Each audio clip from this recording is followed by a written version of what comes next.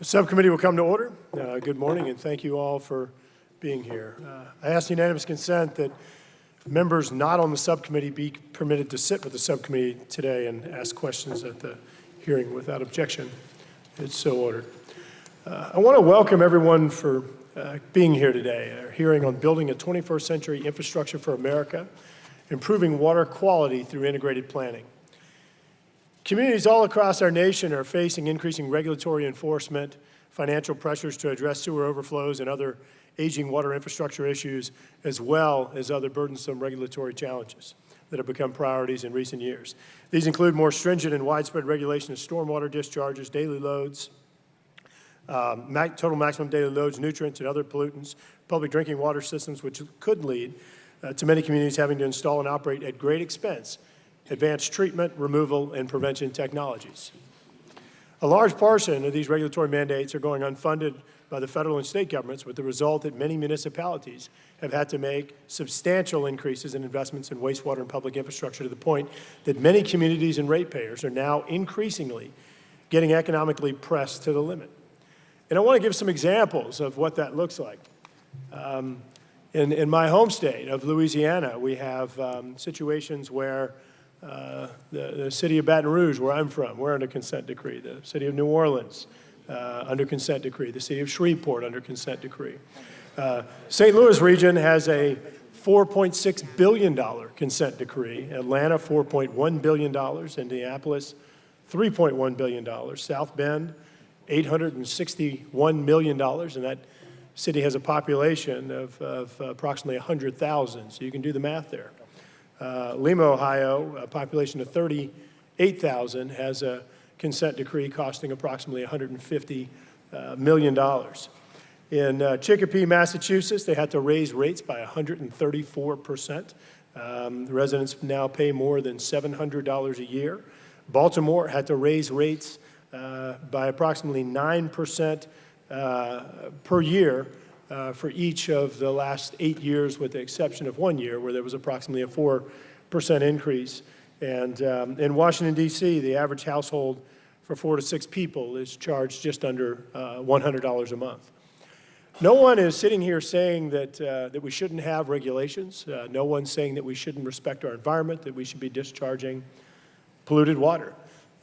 What we are saying is that the EPA in 2012 developed an integrated planning approach where the idea was you were going to have more flexibility in the way that these issues were addressed, more flexibility for the municipalities, for the states, and others to solve these problems, and of course do it in a manner that's affordable, rather than continuing to impose unfunded mandates, continuing to see extraordinary increases on rates of our citizens across the country. And so the hearing today, we're interested in hearing from our witnesses and learning more about your perspective on integrated planning, how that is working as compared to what appears to be a larger focus on aggressive enforcement actions such as consent decrees, and getting your perspective on how this process can be improved to where we can to where we can do a better job balancing environmental success, affordability, and flexibility for many of our states and municipalities that are dealing with these challenges. So I'm looking forward to hearing from our witnesses today. I'm looking forward to hearing your thoughts on how we move forward and address some of these challenges. And with that, I'm going to turn to Ms. Esty for opening comments. Thank you, Mr. Chairman, for holding this important hearing on improving water quality through integrated planning. In 1972, Congress enacted the Clean Water Act to protect public health, to ensure safe sources of drinking water, and to provide safe recreation areas for all Americans. 45 years later, water quality continues to be a challenge across the country and in my home state of Connecticut. Poor water quality doesn't just threaten public health, it jeopardizes our fisheries, limits recreational opportunities, and is a drag on our economy. Mr. Chairman, I ask unanimous consent to enter into the record a summary of recent Clean Water Act reports on the condition of the nation's waterways that shows a downward trend in improving the health of streams, rivers, and lakes across the country. Without objection. Thank you. Improving our nation's water quality should continue to be a priority for Congress, and I look forward to working together to help our communities make continued progress in restoring their local rivers, lakes, and streams for the protection and enjoyment of all Americans. But our communities cannot afford to improve the water quality on their own, and that is in part why EPA developed integrated planning policy under the Clean Water Act, based on the reality that states and municipalities do not have the financial or often the technical expertise to address local water quality challenges. The integrated planning policy encourages communities to work directly with the federal government and state agencies to identify and fully implement the most effective and the most cost-effective approaches for meeting our shared objective of clean water that protects public health and the environment. Our communities need additional financial resources and assistance to clean up their local rivers, streams, and lakes, but the primary program for providing that assistance, the Clean Water State Revolving Fund, was last authorized in 1987, almost 30 years ago. Reauthorizing and funding the Clean Water State Revolving Fund is particularly important for many of our states, and I can speak from experience in Connecticut, where all of our rivers basically flow into Long Island Sound. It is absolutely essential, and I know when I served on the local town council and was tasked to the Water Pollution Control Authority, basically every municipality in Connecticut relies on the state revolving fund to fund what typically for a community of 30,000 like mine of Cheshire was $6 million just to deal with the phosphorus issue. So we know that that is often not reasonable for communities to deal with on their own, and yet the health of Long Island Sound is an American issue. It touches the entire country and involves important economic fisheries and other recreational activities. So that just sort of underscores how important these initiatives are. And I am looking forward to hearing today with your expertise and your advice to us to make sure we have the support to reauthorize and fully fund the Clean Water State Revolving Fund to allow you at the local and at the state level to make these important investments. And I know, having been in the state legislature and having been in local office and worked on these exact issues and having worked at NRDC for water issues back in law school, that these are ongoing challenges. We want the most effective use of tax dollars. We all want that. But we should not say the response should not be, let's just let the water quality go. As we saw in Flint, Michigan, that's a danger. That's a danger. And we should not be subjecting our constituents or anyone in America to those risks. So again, this is an important discussion we're having here today. And we are very much looking forward to your perspective on how this integrated planning process fits into that broader initiative of doing it smarter, doing it better, and stretching those taxpayer dollars to achieve the goals. I think we need to keep hard adherence to the goals of clean, safe, and affordable drinking water for communities and waste systems that work, and then have the political will to fund them at appropriate levels to help communities across the country preserve these national treasures. And final anecdote, my husband grew up right next to Waterbury, Connecticut. When he was a kid, he knew what color Keds they were making in Waterbury in Sperry by the color that the river was flowing. And he could smell it when he was playing baseball. The Waterbury Water Treatment Plant Initiative, which has been done through the Clean Water Fund, is now restoring that entire river system to the cleanest level it's been since the early 1800s. It is possible to reclaim these rivers and have the fly fishing I now have in my district precisely because these funds have been so important. So again, I welcome you all to joining us here today on National Infrastructure Week and look forward to your testimony. Thank you very much. Thank you, Ms. Esty. And now going to turn to the ranking member of the full committee, Mr. DeFazio. Thank you, Mr. Chairman. Thanks for this important hearing. We don't want overly prescriptive and burdensome regulations. We do want to give flexibility to communities, and we hope to hear about what a number of communities have done or what problems have had, with a results-oriented approach that is not following a federal prescription. That, is critical. But the federal government is not being a good partner. We are not, putting our money where our regulations or mouth is. Now, you can go one of two ways. You can say, well, let's just waive the regulations. Let's go back to the good old days when the Cuyahoga River caught fire and the Willamette River in Oregon was essentially an open sewer. I don't believe the American people support that. American people want clean rivers and streams and the recreational aspects of that. They want drinking water that's safe, and we can do that. I mean, it would be pathetic for the government of the United States of America to say, we're the United States of America, we can't afford clean water, we're going to emulate China or some other place where, the water is just filthy and undrinkable. So today I'm introducing with Ranking Member Napolitano, who, because of a personal issue, is not here, and Representative Duncan. We're introducing a bill to reauthorize the Clean Water SRF program. The federal government needs to be a good partner. Statistics, and I will put this little chart in the record, are alarming. The deterioration is accelerating. 20 years ago, 44% of rivers and streams in terms of mileage measured were impaired, and today it's 55.1. Lakes, reservoirs, and ponds have gone from 49 to 71.5. Bays and estuaries, particularly alarming, since that is basically the breadbasket of the oceans. The estuaries have gone from 42% impaired to 83.5% impaired. Coastal shoreline miles, we're doing a little better there. It's only up slightly. And then wetlands, we're talking about 54%. So hopefully, we will hear from the witnesses today.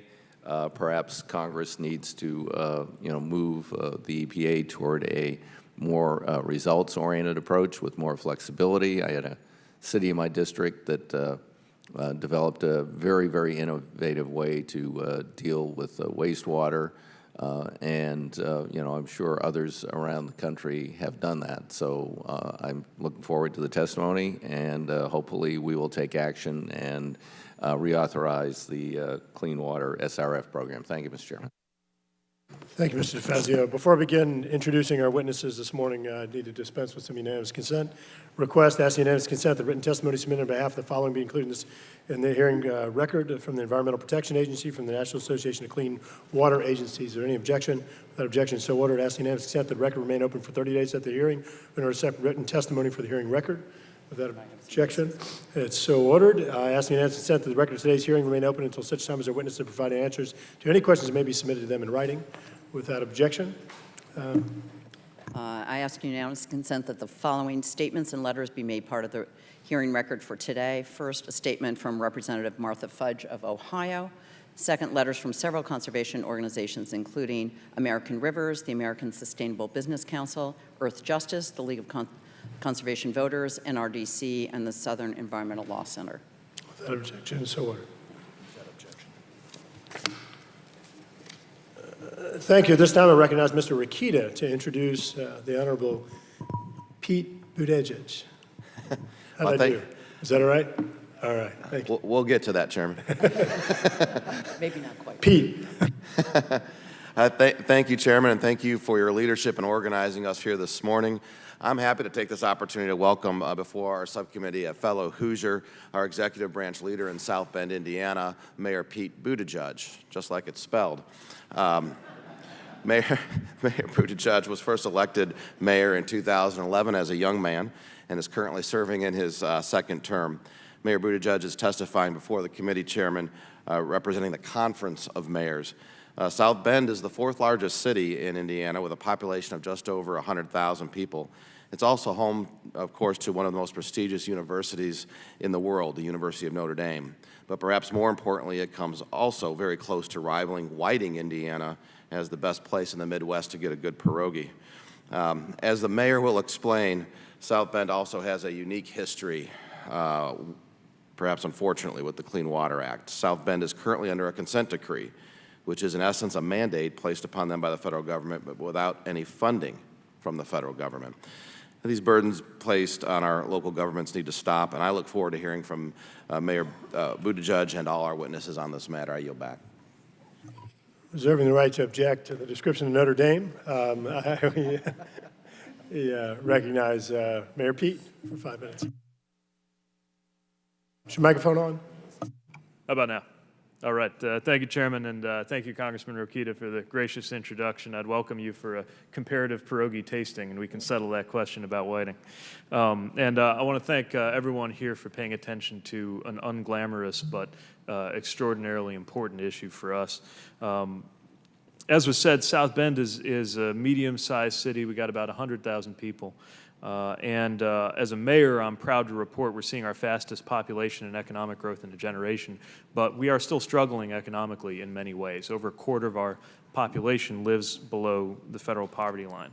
And like many Midwestern communities, we have a legacy combined sewer system. So since late 2011, we have been working to comply with the federal consent decree that tells us how we are supposed to modify our sewer system to reduce overflows. We love our river, and we enthusiastically support the goal of reducing overflows. But the current plan is enormously expensive. $861 million, as the chairman mentioned. When you add in financing costs, that's over $1 billion. So in a city of 100,000, that's $10,000 for every man, woman, and child in a city where the per capita personal income is $19,818. It's simply not affordable.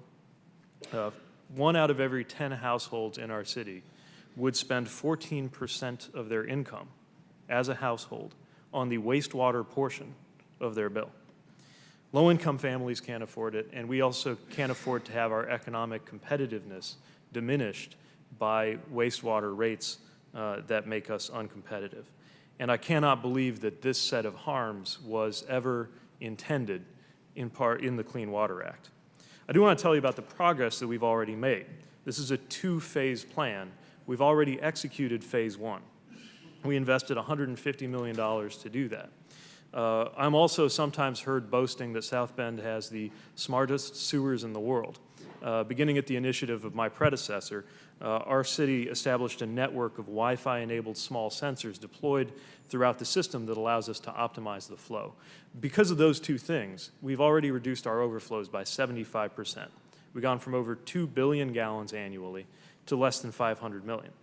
But getting that last 25%, that part has a price tag of over 700 million. It's all gray infrastructure, tanks and tunnels. So it is not what you would call an integrated plan, and it doesn't contemplate green infrastructure.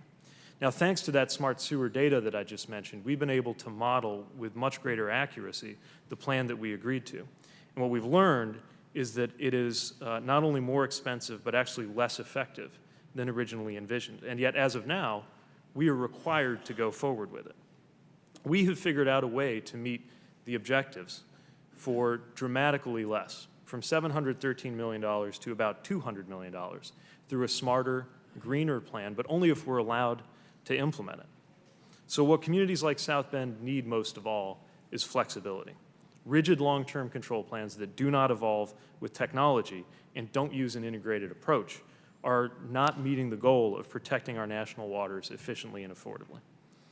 Now, a lot of cities share South Bend's story, and that's why the U.S. Conference of Mayors is calling for solutions in a number of areas. First, time to codify the EPA's integrated planning and permitting policy. Integrated planning is designed to allow cities to develop comprehensive plans for our water, sewer, and stormwater needs and invest over time according to our priorities. Second, we believe we can achieve long-term control through permits, allowing for more flexibility and realistic timelines rather than committing to highly prescriptive plans that only allow gray infrastructure and don't keep up with the times. Third, we're urging congressional support for exercising flexibility in the existing law.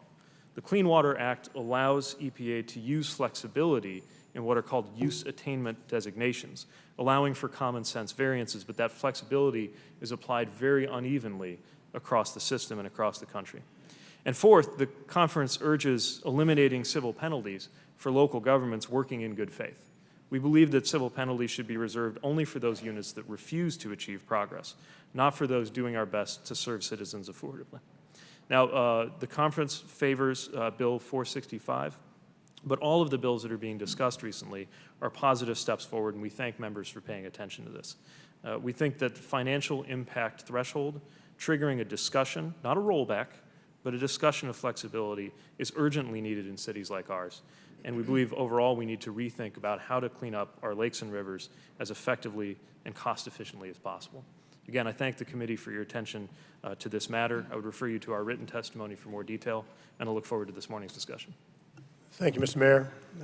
Thank you. Our next witness is the Honorable Gianni Dupree, the mayor of Hattiesburg, Mississippi. And with a name like Dupree, I'm assuming you were kicked out of Louisiana at some point. But I welcome you to be next door and recognize you for 5 minutes.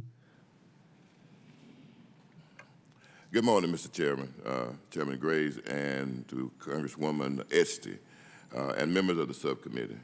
I am Gianni Dupree. I'm mayor of the city of Hattiesburg, Mississippi. Some say the home of Brett Favre, because he's still there. We're the fourth largest city in the state. We have, per capita, more doctors in Hattiesburg than any other city in the state. But I want to thank you for this opportunity to highlight the importance of investing in our nation's water infrastructure. I'd also like to discuss some opportunities of local government flexibility in dealing with the kinds of water challenges like we're facing in Hattiesburg. First, on behalf of National League of Cities, I'd like to express our support for two much-needed policy frameworks adopted by EPA: the Integrated Municipal Stormwater and Wastewater Planning Approach, and the Financial Capability Assessment Framework for Municipal Clean Water Act requirements. They've been important tools for us for local government dealing with stormwater and wastewater infrastructure issues. But while those tools have been a great help to our cities, there's still a lot more that we could do. We have to ensure that these frameworks can work not only for the larger cities and the smaller cities, but for all cities, all communities, to help balance the environmental protection with economic feasibility. In working to serve our constituents, my other fellow city leaders and I are faced with regulatory burdens and unfunded mandates. We've had to make tough choices sometimes about service or maintenance. We've seen proposed budget cuts that would undermine our most important programs. In Hattiesburg, we're facing challenges addressing sanitary sewer overflows, just like other cities, upgrading our wastewater treatment facility to the tune of maybe $150 million, and modernizing our drinking and water system. Like in many cities, many of our pipes and mains are well past their expected life design. Our city is 133 years old. Our city has invested over $40 million in bond funds over the last 5 years to meet the requirements of the Clean Water Act and the Safe Drinking Water Act. We're projecting to spend another $30 million in bonds over the next 5 years. And on top of that, we've hiked our rates over and over and over again, just this last year by 20%. But all that spending still won't be enough to meet our needs and the needs of others and the requirements. It's still not enough to satisfy these unfunded federal mandates. So let me be clear. We're committed to making the smartest, most sustainable investments for our community. And we care about building infrastructure that not only take us further, but also take our children and their children further. But with limited financial capacity, both from our city and from our citizens, those who are at least able to afford it, being able to prioritize and sequence projects would go a long way towards making a long-term plan for integrated stormwater and wastewater projects more feasible. The first thing we need in our cities is flexibility through partnerships. Last October, Hattiesburg won technical assistance grants from EPA to develop green infrastructure along the Little Gordons Creek, which is an impaired tributary of the Leaf River. That plan will help us extend the life of our infrastructure and help us save money. Mr. Chairman, this is exactly what cities and towns need: the ability to work with our state and our EPA to prioritize our investments and embrace innovative solutions through integrated planning. The second thing we need is flexibility through permits. If you give city leaders the chance to be realistic with time, prioritize, and to coordinate, you get a better solution, and oftentimes a lower rate. What cities and towns need most is affordable, flexible federal programs that work in every community, large and small, urban or rural. There will be consistency and guidance and assistance across the EPA regions. When we can count on that federal support, we can start fixing the problem. Luckily, many of you and your fellow legislators are working proactively to support integrated planning on the local level. NLC commends the sponsors of both the Water Quality Improvement Act and the Water Infrastructure Flexibility Act, and we urge Congress to pass them both. As you consider these bills, there are a number of provisions that could make the process clearer, more efficient, and even more affordable. I encourage you to consider both technical feasibility and economic affordability within integrated permits, as well as reassessing the threshold at which financial impacts on ratepayers become too burdensome. So I also want to thank Ranking Member DeFazio in his absence, and also Congresswoman Esty, and all the other members for introducing the Water Quality Protection and Job Creation Act, which we go a long way towards addressing our aging infrastructure problems. In closing, the federal government's water regulations cannot come as up as mandates. We need more direct funding for our cities, and we need the ability to address our wastewater and stormwater requirements in a holistic, flexible, and affordable manner through integrated planning. I want to thank you all again for allowing me to come, and I look forward to your questions. Thank you, Mr. Mayor. Appreciate your testimony. Our next witness is the Honorable Todd Porter, who's a commissioner for Hamilton County, Ohio. Good morning, Chairman Graves and Representative Esty and members of the subcommittee. It's an honor to be here today to testify before this subcommittee. My name is Todd Porter, and I serve as president of the Hamilton County Board of County Commissioners in Ohio. Today, I am representing the National Association of Counties. Hamilton County, Ohio is considered primarily urban, with a population of almost 808,000 residents located in southwest Ohio. The county seat is in Cincinnati, which is the third largest city in Ohio. The topic of this hearing is of great importance to counties across the United States that are dealing with increased responsibilities and unfunded mandates under the Clean Water Act as co-regulators and as regulated entities. This includes the rising expenses associated with Clean Water Act, wastewater-related wet weather consent decrees with tighter stormwater requirements, and the limited capability of our counties and residents to absorb the cost of these additional outlays. Today, as you continue to assess how integrated planning can be used to achieve federal water quality goals, I'd like to share with the committee 3 key points for consideration. First, integrated planning can help counties address the growing list of Clean Water Act needs. Over the years, the number of federal regulations and requirements facing counties have increased dramatically. This growing number of regulations comes at a time when counties, regardless of their size, are experiencing significant fiscal constraints, and our capacity to fund compliance activities is often limited. In fact, over 40 states put significant restrictions on counties' ability to generate revenue or to collect taxes. Additionally, the federal government has increasingly been using litigation-driven consent decrees to drive tighter requirements for combined sewer overflows and sanitary sewer overflows at wastewater treatment plants. In some cases, the cost of these consent decrees have ranged from hundreds of millions to billions of dollars per county. In my county, we oversee the Metropolitan Sewer District of Greater Cincinnati, serves almost 300,000 households. But since 2006, Hamilton County and the Sewer District has been required to comply with a consent decree for a federal water quality noncompliance issue on our wastewater sewage system. As a result, the county and our taxpayers are required to invest over $3 billion at 2006 rates in additional projects and infrastructure upgrades. In the past 10 years alone, Hamilton County has spent over $1 billion, with over $2 billion still to go under our decree. Close to 1/3 of Hamilton County lives below the federal poverty level. They're the ones most hard hit by these new requirements and under the consent decree and other associated costs. Since we began, our sewer rates have increased approximately 350%, and over the next 20 years, annual sewer rates will rise from $844 a year to $2,748 a year when we finally meet the terms of the consent decree. Unfortunately, my county is not an isolated case, and stories like this are being retold across the United States. Second, integrated planning offers a path for counties to meet the growing universe of Clean Water Act regulations in an environmentally sensitive, streamlined, and cost-effective manner. That's why EPA's integrated planning framework is so attractive to counties.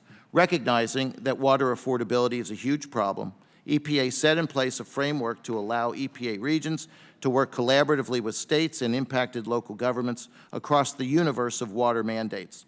Under the plan, counties can prioritize their local water quality and infrastructure goals across all Clean Water Act programs based on the most pressing issues within their community.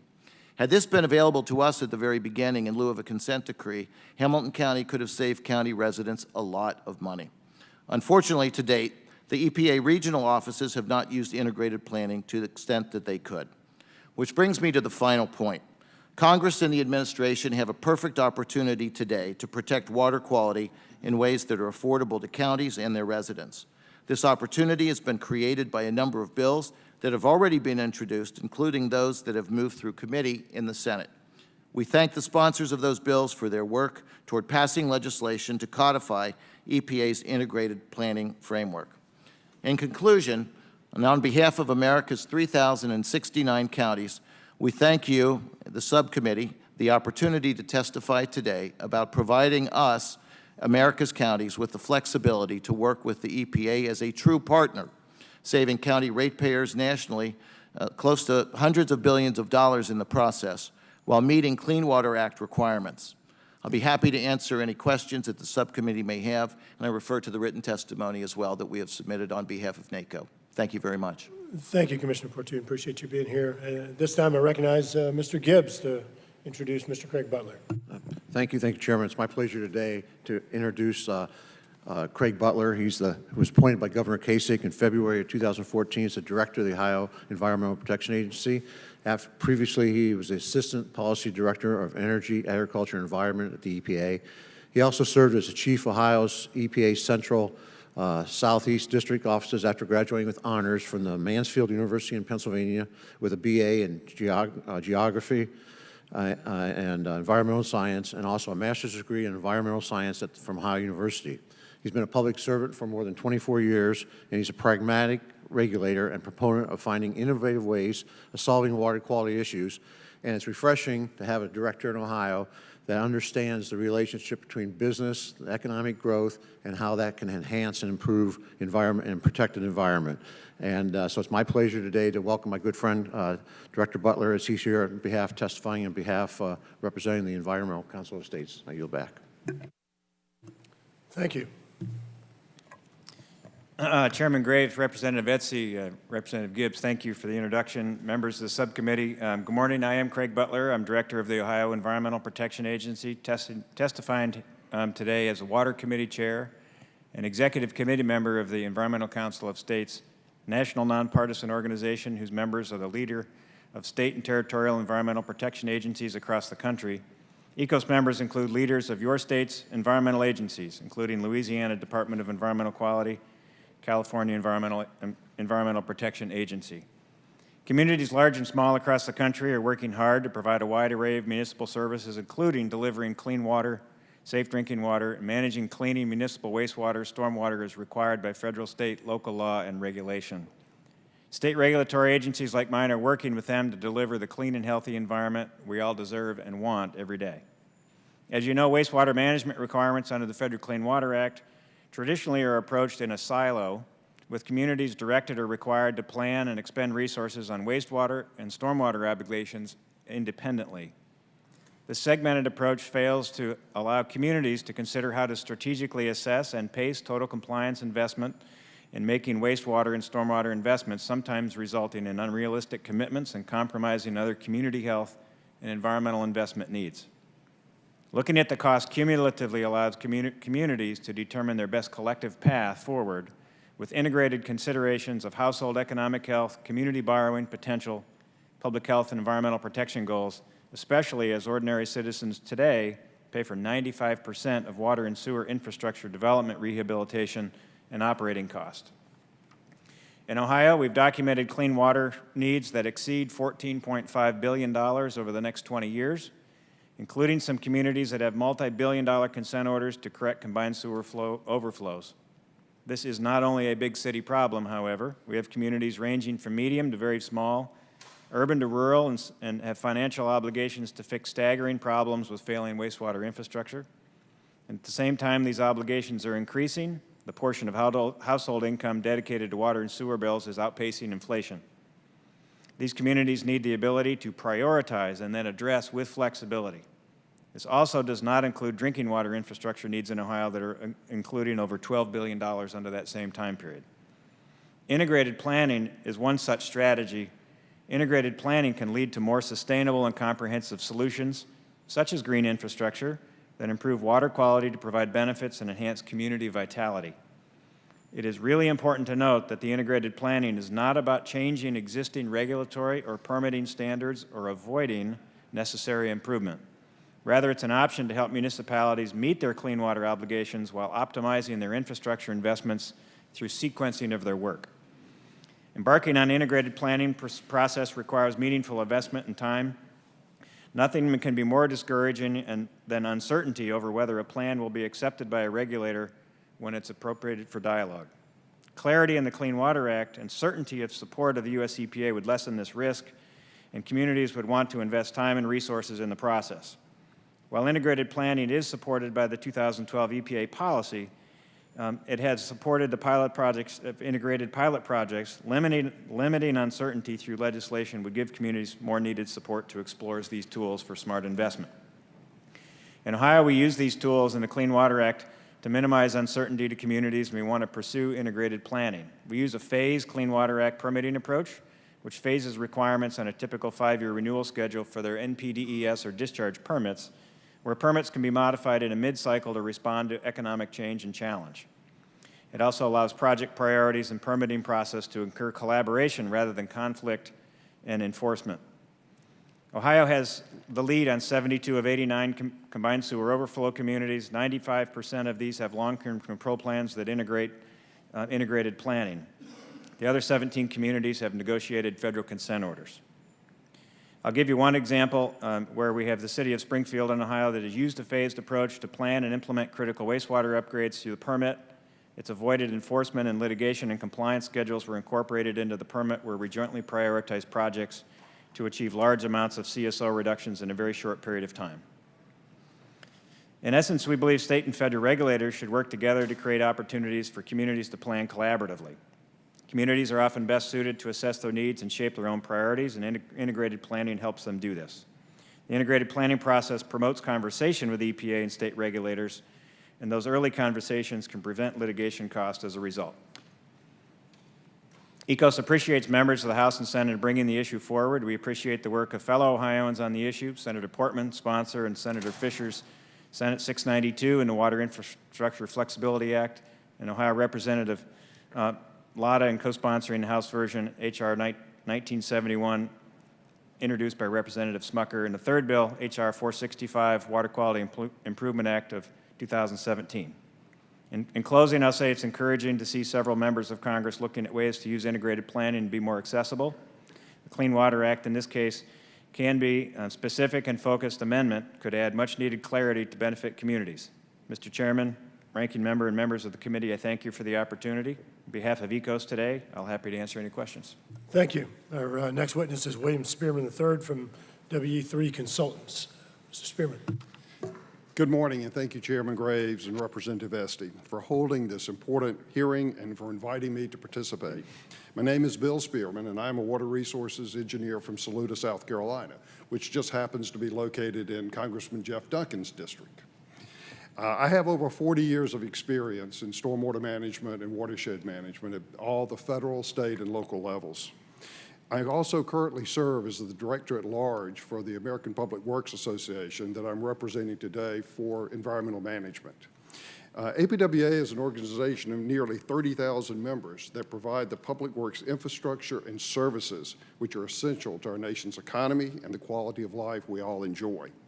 APWA members and the local communities and utilities they serve understand that clean water is important for the economic, social, and environmental health of their communities.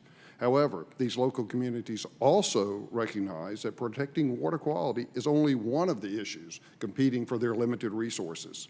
These other issues include police and fire protection, streets and roads, parks and open spaces, and many other local concerns and needs. APWA and its members recognize the need for flexibility in the planning and permitting process to address the differences in communities' water quality problems, goals, and financial capabilities.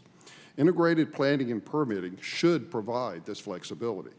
Until now, the use of integrated planning and permitting has predominantly been driven by administrative orders or consent decrees.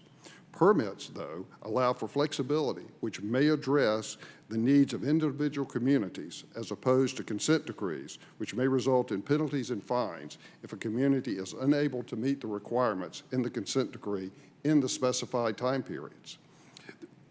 There are also substantial differences in NPDES permit requirements for wastewater treatment systems and municipal separate storm sewer systems. Most wastewater system permits are based on water quality-based effluent limits, whereas municipal separate storm sewer system permits are based on the maximum extent practicable. Potential options could be the use of other processes currently in EPA guidance, such as the Section 5R program. The Financial Capability and Assessment Framework issued by EPA in November 2014 recognizes the increasing financial burden on regulated communities for clean water activities. While previous financial capability assessments focus on combined sewer systems, the new guidance recognizes the cost of other programs, such as sanitary sewer overflows, asset management or system rehabilitation programs, separate stormwater collection systems, and other Clean Water Act obligations that may be imposed by state or other regulators. APWA supports the consideration of costs for all Clean Water Act obligations during the permitting and enforcement process, including the development of a definitive affordability model and even regional affordability indexes. I'd like to close my testimony today by sharing a current case study of an example of a successful integrated planning process for the Reedy River in Greenville County, South Carolina. Boyd Mill Pond, located on the Reedy River, was designated as impaired based on South Carolina's numeric nutrient criteria for Piedmont lakes. With very limited data, the South Carolina Department of Health and Environmental Control released a proposed TMDL for phosphorus for review by the three entities that were affected by the permit. These would be Greenville County, the City of Greenville, and REWA, the local regional water sewer provider. These three groups immediately challenged the waste load allocations in that TMDL. However, the three permittees recognized the importance of water quality to their citizens, as well as the fact that these same citizens were going to bear the cost no matter which alternative was accepted. The three permittees decide to pursue the Category 5 option in lieu of a TMDL and invest the money that they would have spent challenging the TMDL in developing an integrated planning process to achieve the desired water quality goals. Currently, several committees and outreach goals are working through the Reedy River Water Quality Group, and I've included the website in my testimony, so I would encourage you and staff to look at that. In closing, local governments and utilities need flexibility in meeting their water quality issues in a reasonable and financially prudent manner that recognizes that water quality issues are not the only issues that are competing for limited resources in our communities. We encourage the committee to continue working on the integrated planning and permitting effort to ensure that scarce taxpayer funds are well spent and our community's water resources are protected. APWA and its members stand ready to be a resource to you and to assist you with this process. Thank you very much. Thank you, Mr. Thank you, Mr. Spearman. Our last witness is Lawrence Levine from the National Resources Defense Council. Mr. Levine. Thank you. Good morning. Good morning, Chairman Graves, Ms. Esty, and members of the subcommittee. I appreciate the opportunity to testify today. First-class infrastructure to protect clean water and public health is among our most important and most basic needs as a nation.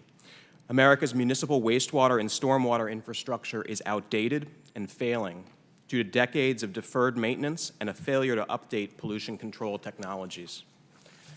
Far too often, untreated or insufficiently treated sewage and polluted runoff from cities and suburbs makes our rivers, bays, beaches, and other waters both unsafe for human use and too degraded to to support the fisheries and natural habitat on which we all depend for sustenance, recreation, and natural flood mitigation. Likewise, our failure to invest adequately in drinking water infrastructure means that in too many cases, the public is still drinking water containing contaminants that pose serious health risks. We have heard a lot this morning about the costs of Clean Water Act compliance. We cannot have a two-tiered system where the wealthy get water that is clean and safe for their families, and the less well-to-do get second-class water, wastewater, and stormwater systems that pose risks to their health and environment. Rather, we need to create a system where all communities can afford to upgrade their water infrastructure and ensure compliance with legal protections that make certain that they do.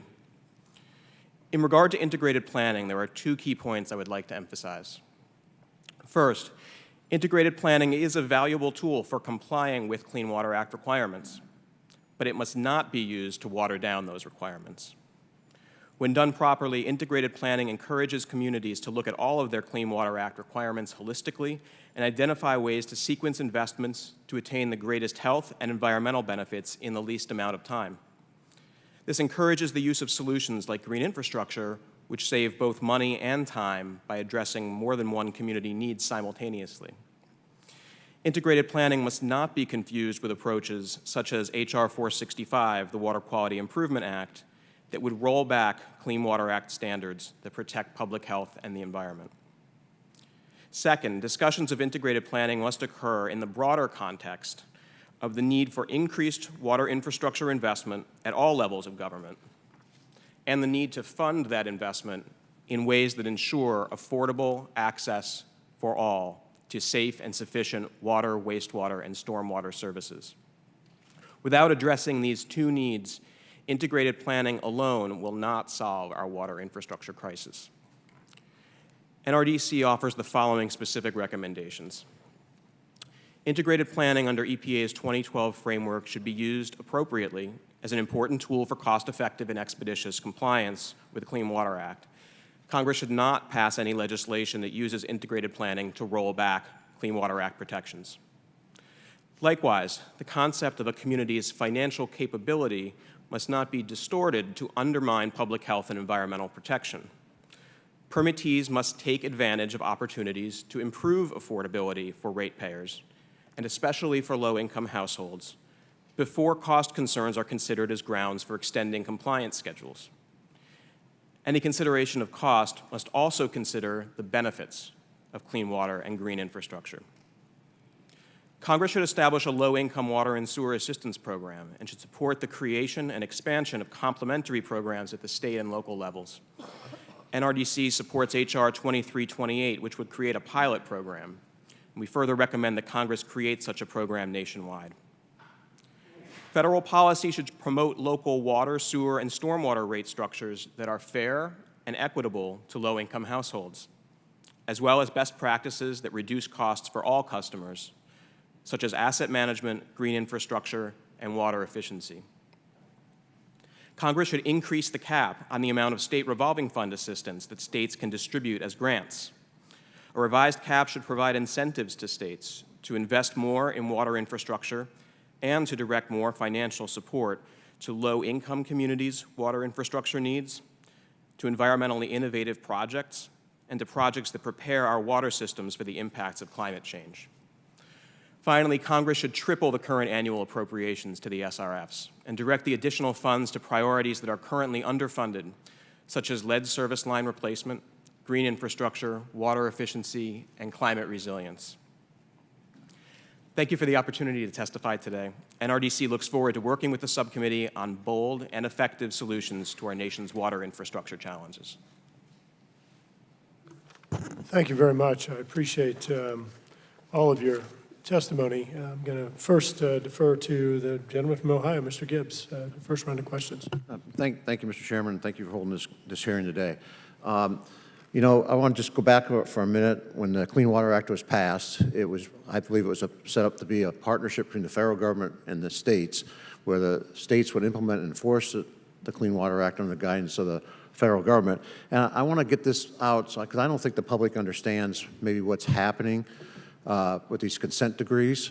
You know, I read in your written testimony, I'm going to ask the question, but we have these consent decrees, and I think they're counterproductive because that money goes back and it penalizes the municipalities or villages or whoever that are trying to do the right thing, and they work many years and go through litigation and get these consent decrees set up, and then they're tied into them. And so when new technologies come about, they can't address it without going back and revisiting the consent decree. There's a hesitancy to do that.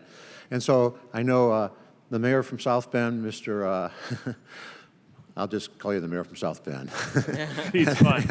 and my director of the EPA, Ohio, Craig Butler, and my commissioner, you know, mentioned some of the issues you have. Can you expound a little bit of what these consent decrees are doing? I know Craig Butler talked about you're using MPDS permits as a way, is almost a de facto way to do integrated permitting, I believe, or it sounds like, and how this consent decree issue is compounding the problem, adding costs, and not getting the job done, and how the integrating planning concept can interact with that. Can you, so I'll let one of you guys go. You want to go first, Mayor? Go ahead. Sure. So first of all, we would welcome the opportunity to work more closely with the Indiana Department of Environmental Management, IDEM. They've been a great partner with us, and we do think that state-level handshake would be something that, if they were more empowered, would benefit us. The permit structure, we think, is a lot more flexible because, as you said, it doesn't lock us in to something. You know, some of these long-term control plans, 20, 30 years, they just can't possibly anticipate some of the technological changes that are going to happen. We developed the capability through that smart sewer system I mentioned to actually use real-world data for the first time and run thousands of simulations to figure out what would actually happen. And unsurprisingly, it revealed that there were some flaws in the original plan. The permit model would be much more flexible and would allow us to account for that. Go ahead, Commissioner. Representative Gibbs, thank you so much for asking the question. As you correctly point out, when the Clean Water Act was originally adopted, it was a true partnership, including federal money coming to help implement federal policy. Today, from the standpoint of counties, we find ourselves, with respect to Clean Water Act compliance, it being another unfunded mandate that is imposed on local communities along with all other obligations that we have to meet. The flexibility that is allowable with integrated planning will help us to prioritize what we get the biggest bang for the buck in terms of improvements around among a whole menu of Clean Water Act programs and obligations. It will allow us to introduce new innovative means like watershed management, adaptive practices, green infrastructure approaches that are more cost-effective, efficient, and affordable for locals to be able to meet the obligations. And last thing I want to say, in deference to your time, my constituents want clean water. We're not approaching this as a means to backslide or anything like that with respect to the Clean Water Act. We want to comply with the obligations. But counties, cities, local governments, it's where the rubber hits the road. We can't delegate down. We're asking for help so that we can afford to meet our obligations under the Act. Director, go ahead. Mr. Chairman, Representative Gibbs, I'll echo some comments here that Mayor Pete and Mr. Portun talked about. I think you're right. So I'll talk to the idea of in Ohio we've got 89 communities that are under some type of a requirement to manage their stormwater or combined sewer overflows. 72 of those they work directly with the state of Ohio. We take that innovative approach, and we will use consent orders, but we'll also use flexibility throughout the wastewater permit. We can reopen those permits you know, in mid stride if we see new technologies coming for development, and we're very flexible. We look at and use green infrastructure. We look at use asset management, integrated planning. We think it's a great tool. If you talk with the other communities that perhaps that are under the federal consent orders, many of these are billions of dollars. They're very lengthy, and frankly, once those consent orders are finished, it is very difficult to see them reopened. I think people misunderstand the idea of integrated planning. Therefore, you have many communities, even in Ohio, that have obligations under federal consent decree that are requiring them to spend more money than they otherwise would need. Just about out of time, but would you agree that the federal consent orders create more of a controversial relationship, and the integrated permitting concept could bring a partnership relationship, and we actually get more stuff done? I would agree with that. I think using this approach to the permitting process is a much more effective tool. Thank you, Chairman. Thank you. We're now going to go to Ms. Esty. Thank you, Mr. Chairman. Thank you to the panel for your thoughtful and grounded experience to help us fashion better, more flexible policies, which I think we're all in favor of stretching those taxpayer dollars to meet the competing needs, but without lowering standards. First question for the panel. All of you have highlighted the importance of federal funds to help communities meet these water-related infrastructure needs. But as many of you know, the primary federal program to provide this assistance, the Clean Water State Revolving Fund, was last reauthorized 30 years ago. Today, we've got a bipartisan bill to reauthorize it with increased funding, perhaps not to the tripled level that was much as I would like to do that, but to a greater level. Would you urge this Congress to finally reauthorize and increase appropriations for the state revolving funds program? If we can just go right down the line, because I got a bunch of questions. Sure, we would absolutely welcome that in South Bend. Thank you. We would absolutely support that, but Madam Congresswoman, not at the expense of smaller communities. Absolutely. Congresswoman Esty, thank you. America's counties would welcome that as another important tool in the toolbox, but we would add that flexibility to be able to introduce green infrastructure and things like that help us save money as well, and that's critically important as well. Absolutely. Mr. Butler? Mr. Chairman, Representative, the state revolving loan programs are critical to all of the states, including Ohio. They're our primary vehicle helping all communities, large, small, rich, and poor, to help meet these obligations for clean water and drinking water needs. Thank you. Mr. Spearman? Yes, ma'am. Most definitely, and I would also encourage the subcommittee and committee to look at ways to simplify the use of these funds on the local level. Sometimes the biggest problem we have, with deference to my person from the EPA next to me, states sometimes are one of the holdbacks in using it, and also increasing the use for stormwater activities. I represent primarily MS4 communities, working with them that have different issues than the CSO and SSO communities. So that's making sure that they understand that they can use these funds also. Thank you. Mr. Levine? Yes.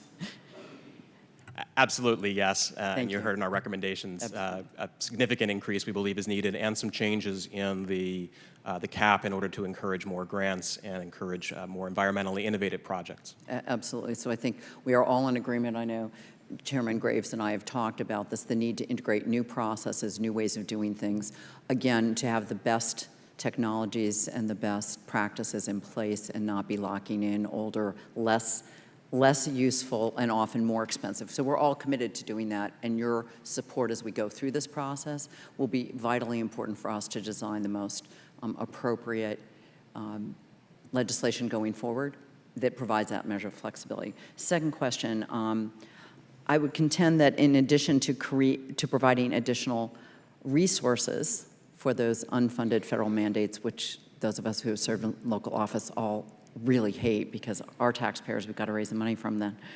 The federal government, I believe, should be exploring whether targeted federal subsidies to assist individual households, lower income, which many of you flagged that challenge. And when you are serving a community, even rich communities have people who have economic challenges. As you may know, in 1990, Congress authorized the LIHEAP program, the Low Income Heating Assistance Program. I know we use it extensively in every community in Connecticut. Would you support something similar to that concept to help communities that low-income folks across the country, but particularly in communities that are hard hit, to have that sort of a program like LIHEAP, but for water resources? Yeah, certainly a community like ours could put that to work right away. Thank you. Mayor Dupree? Yes, Congresswoman, that would be something that we would use, except for the fact that in some states, they don't allow you to have a two-tiered process. You can't pay two different prices.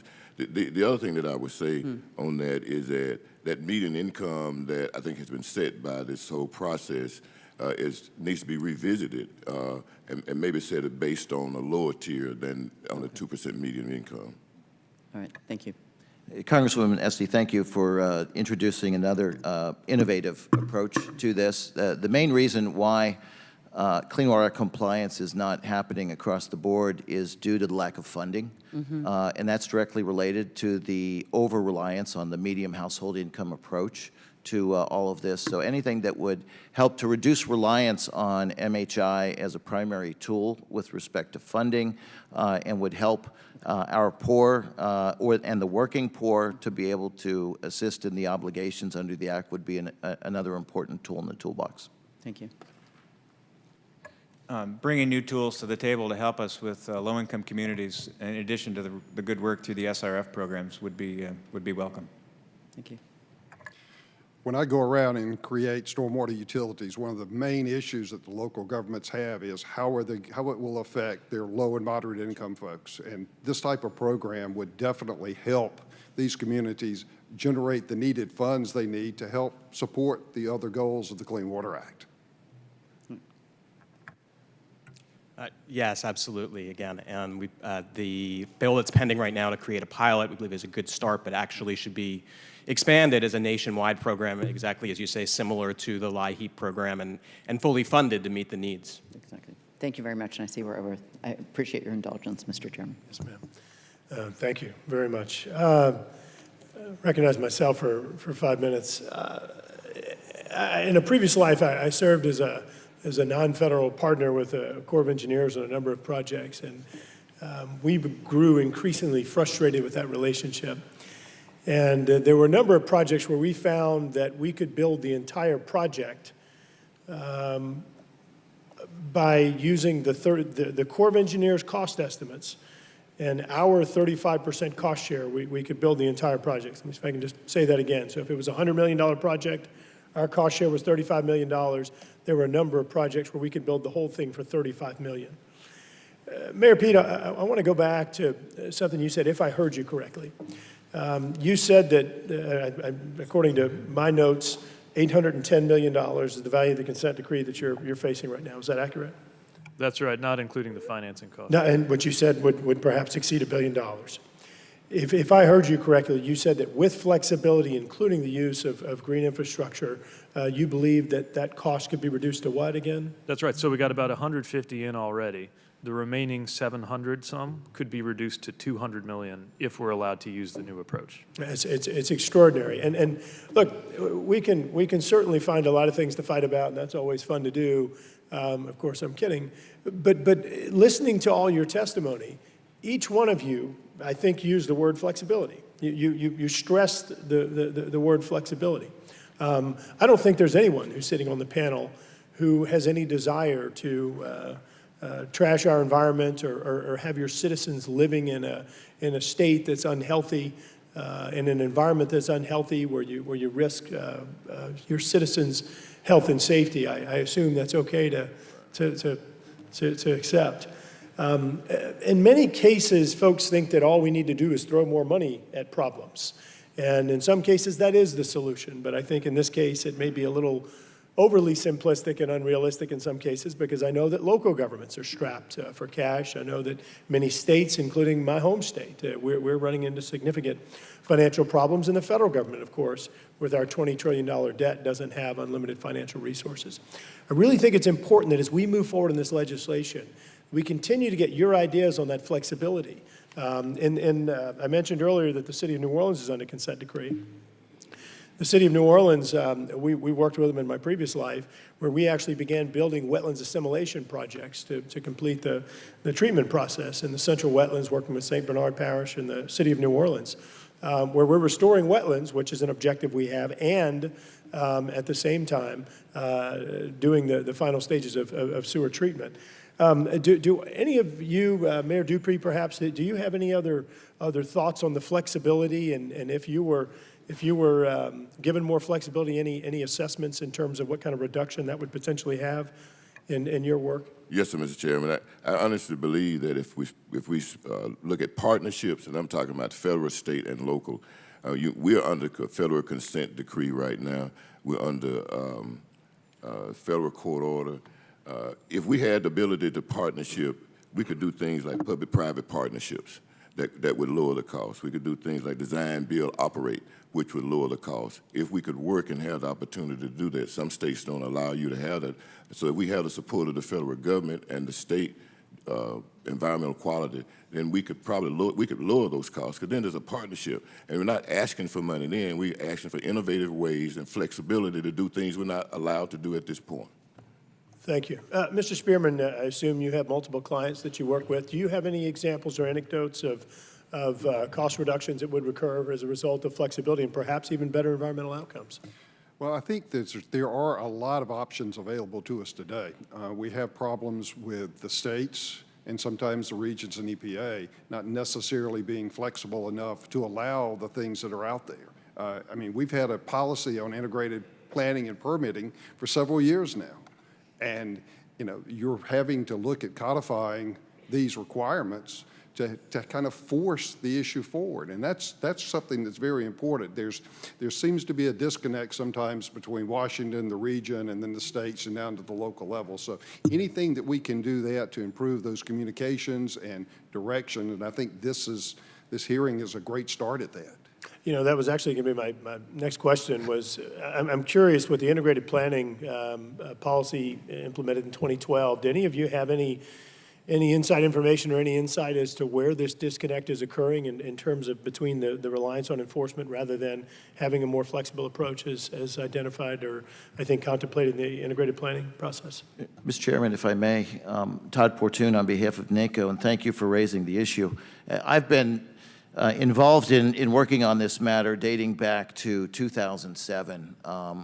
Testified several times before this subcommittee in connection with the issue.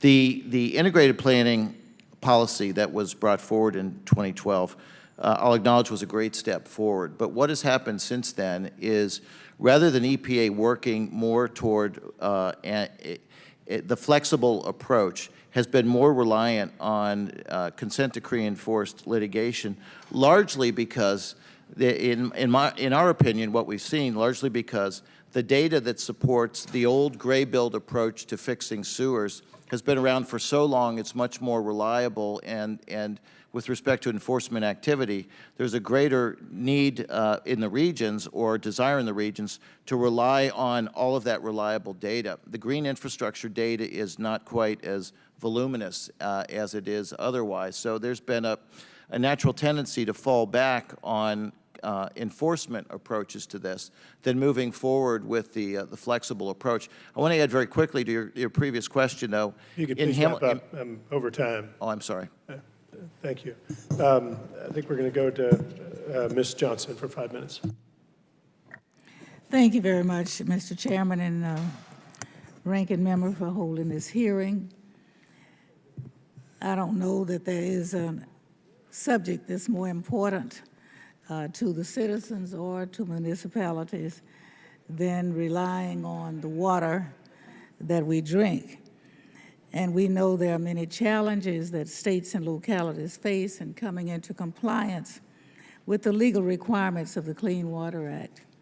Though I think we've done a fairly good job in this country. Back in 2007, when I chaired this subcommittee, President Bush did a study, or his administration did a study, that we needed to invest $19 billion every term for the next 20 years to bring us up to level. We've never been able to meet that goal, though we have made some strides, I think, in ensuring clean water. Limited resources, population growth, aging infrastructure, and other factors pose an additional and costly obstacles for states and municipalities in an effort to respond to both their legal requirements and the needs of their communities. And integrated planning is one way to address these challenges, and in certain cases, when a city fails to meet these requirements, civil penalties are assessed. And my question, let me start with Mr. Buttigieg from South Bend, Indiana, the city of Notre Dame. I graduated from that area before you were born. Could you, or any other member for that matter, but on this panel, discuss what might you believe is more reasonable alternative to civil penalties for local governments, which would also ensure that municipalities continue to make good faith efforts to improve their water? Well, thank you, Representative Johnson, and thank you for speaking to the importance of the issue. I think this goes to the question of what the relationship is between cities and the federal government. Are we being regarded as a co-regulator and a partner, or are we being regarded as a regulated polluter? And I think that civil penalties wind up, in a way, robbing Peter to pay Paul, especially in a low-income community, where you're effectively penalizing the very residents and citizens that we're trying to serve and protect. You could envision another approach where, for example, if it came to that, there would be an enforced commitment that the dollars would go into some kind of fund that would continue to benefit residents. But I think the most important thing is the mentality, that it focuses not on penalizing those units of government that are trying to do the right thing, but coming up short because of a limitation in resources, but rather only those that are refusing to work in good faith. Thank you. Anyone else wish to comment on? Yes. Mr. Chairman, Representative Johnson, thank you for that question. One concept that we haven't talked about and we use a lot in Ohio and other states do too is using supplemental environmental programs in lieu of civil penalty. We agree that with you that the idea, and as well as articulated by Mayor Pete, the idea to take a civil penalty and have that come to the state or the federal government and not seeing that money invested back in the community is something that we think is counterproductive in many cases.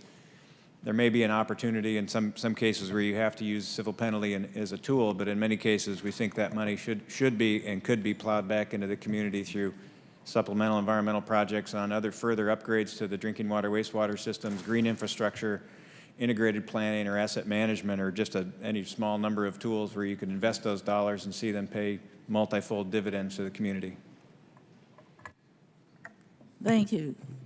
Congresswoman Johnson, Mr. Chairman, it's an excellent question, and with respect to the position of counties, the issue of civil penalties is counterproductive to what we're all trying to accomplish here, because it does divert money away from the very needs that are at hand at a time when the availability of funds is so restricted and so narrow with respect to the matter at hand.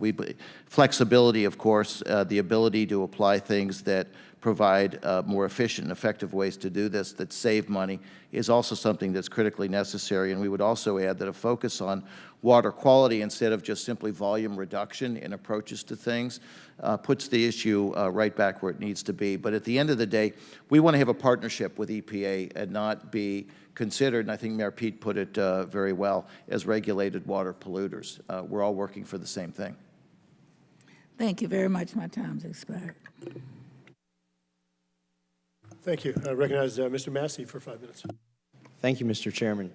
I represent 20 counties in northern Kentucky, but 3 of those counties are within a sanitation district that has about 100,000 wastewater accounts. They're under consent decree. This is Sanitation District 1. It's Boone, Kenton, and Campbell counties directly across the river from Cincinnati. When they signed their consent decree, they thought they were signing up for a $700 million burden, but it's now become a $2 billion burden. I just did some quick math here. $2 billion divided by 100,000 accounts is $20,000 per account. That's like an economic blight on the region. It's every household that has this account is now encumbered with that, and if you build a new house there, you're basically going to take $20,000 off the long-term property value, because now you have the benefit of being covered by this legacy obligation. There are 300,000 people within that district. That's, if you just go, every man, woman, and child is about $7,000 they owe to this. At this scale, it almost seems like they could build their own wastewater treatment facilities at every house at $20,000 a count. So there's got to be something more efficient here. I mean, households are foregoing, or ultimately, as their rates go up, they forego preventative maintenance on their houses and things.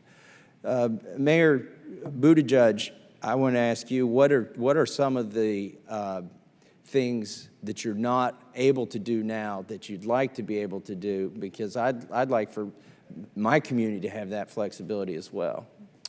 A lot of it is this green stormwater infrastructure. You know, if we're given the flexibility to use that in our approach, then we can prevent a lot of the water from going into the system in the first place. That's the appeal of rain gardens, green roofs, permeable concrete that effectively drinks the water rather than it sort of sheeting off and going into the system.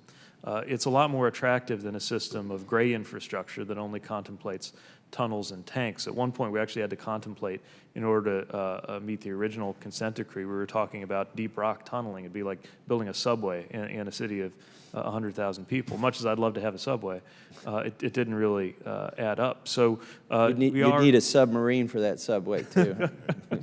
we're getting smarter and smarter about how to do this, and that's why we think integrated planning makes so much more sense. But the flexibility, and to go to an earlier question that was raised, is also very uneven in its application. Whenever we get together in the Mayor's Water Council, we're always comparing notes. How's your region? Did they let you do this? Ours isn't. You know, who's better, who's worse? It seems that even if you feel that the EPA leadership in Washington is singing the same tune as we are about some of these integrated approaches, sometimes it has to go through a bit of a gap in the regional offices, and we think that. So there's too much gray area in the gray water. That's one way of looking at it, Congressman. Yeah. That was my only question. I'd like to yield the remainder of my time to Congressman Gibbs. Well, I know on the consent decree, we've really brought that out, but I want to have Director Butler talk a little bit more on integrating permitting, some of the benefits we've seen in the Columbus Blueprint Plan. Basically, I think you've done an integrated permitting on a de facto way using the NBDS permitting process. Can you expound on what's happened and the successes? Sure, Mr. Chairman. Representative Gibbs. So Columbus is another project where multi-billion-dollar, much like we've heard before, multi-billion-dollar project where recently in the past few years they've come back to us, and we've talked not only about green infrastructure, but it's about the whole comprehensive integration of integrated planning, which was really not a concept that they were familiar with when they signed on for the consent decree in the mid-2000s. So they went so far as to not only just include the gray water, but they started looking at wet weather and stormwater, integrating that into a total plan, looking at green infrastructure where it was appropriate, where it made sense, rebundling that through our NPDS permitting process while they were still under consent order. That saved them, a multi-billion-dollar project has saved them hundreds of millions of dollars a year. I just want to get one caution, if I permit here. Green infrastructure is a new concept. You have to be very careful in how you use it. Sometimes you don't get the benefits that you expect, and frankly, it doesn't always save you money. But there still is an inherent benefit that comes along with it. You're able to then open up some green spaces versus building a tunnel. You're able to bring in some stormwater infiltration concepts. Really starts bringing some community vitality and green space back in, which then raises the overall value of the property values. So it's a real balance. It is a tool that should be integrated into this integrated planning model. It doesn't always work. You just have to be careful and make sure that you use it appropriately. Thank you, Chairman. Mr. Chairman, might I add briefly to that response? I think we're out of time, but see if we can get back to you. Thank you. Let's see. So we're going to recognize Mr. Lowenthal for 5 minutes. The gentleman from California.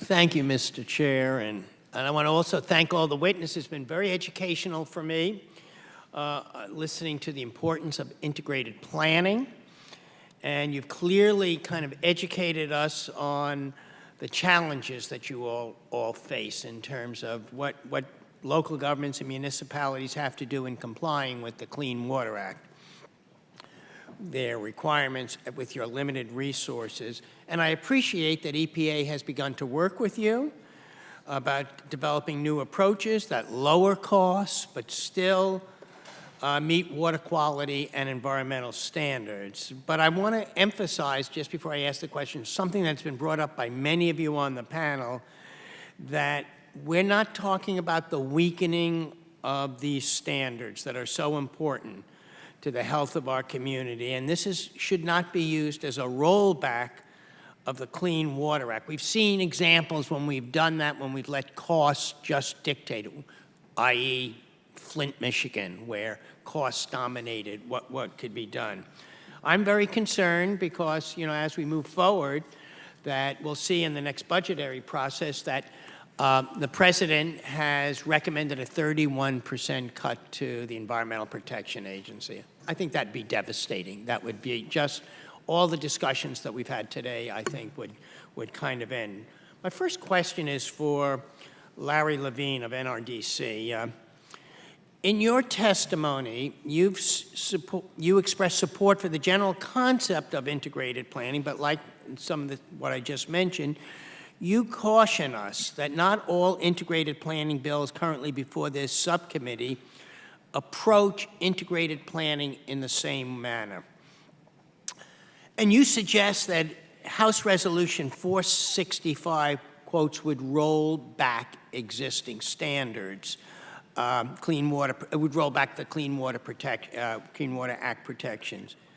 Can you talk to us a little bit of how you see H.R. 465 weakening existing Clean Water Act protections under the guise of integrated planning? Yes, thank you, Mr. Lowenthal. So in several ways, the bill would roll back key protections under the Act.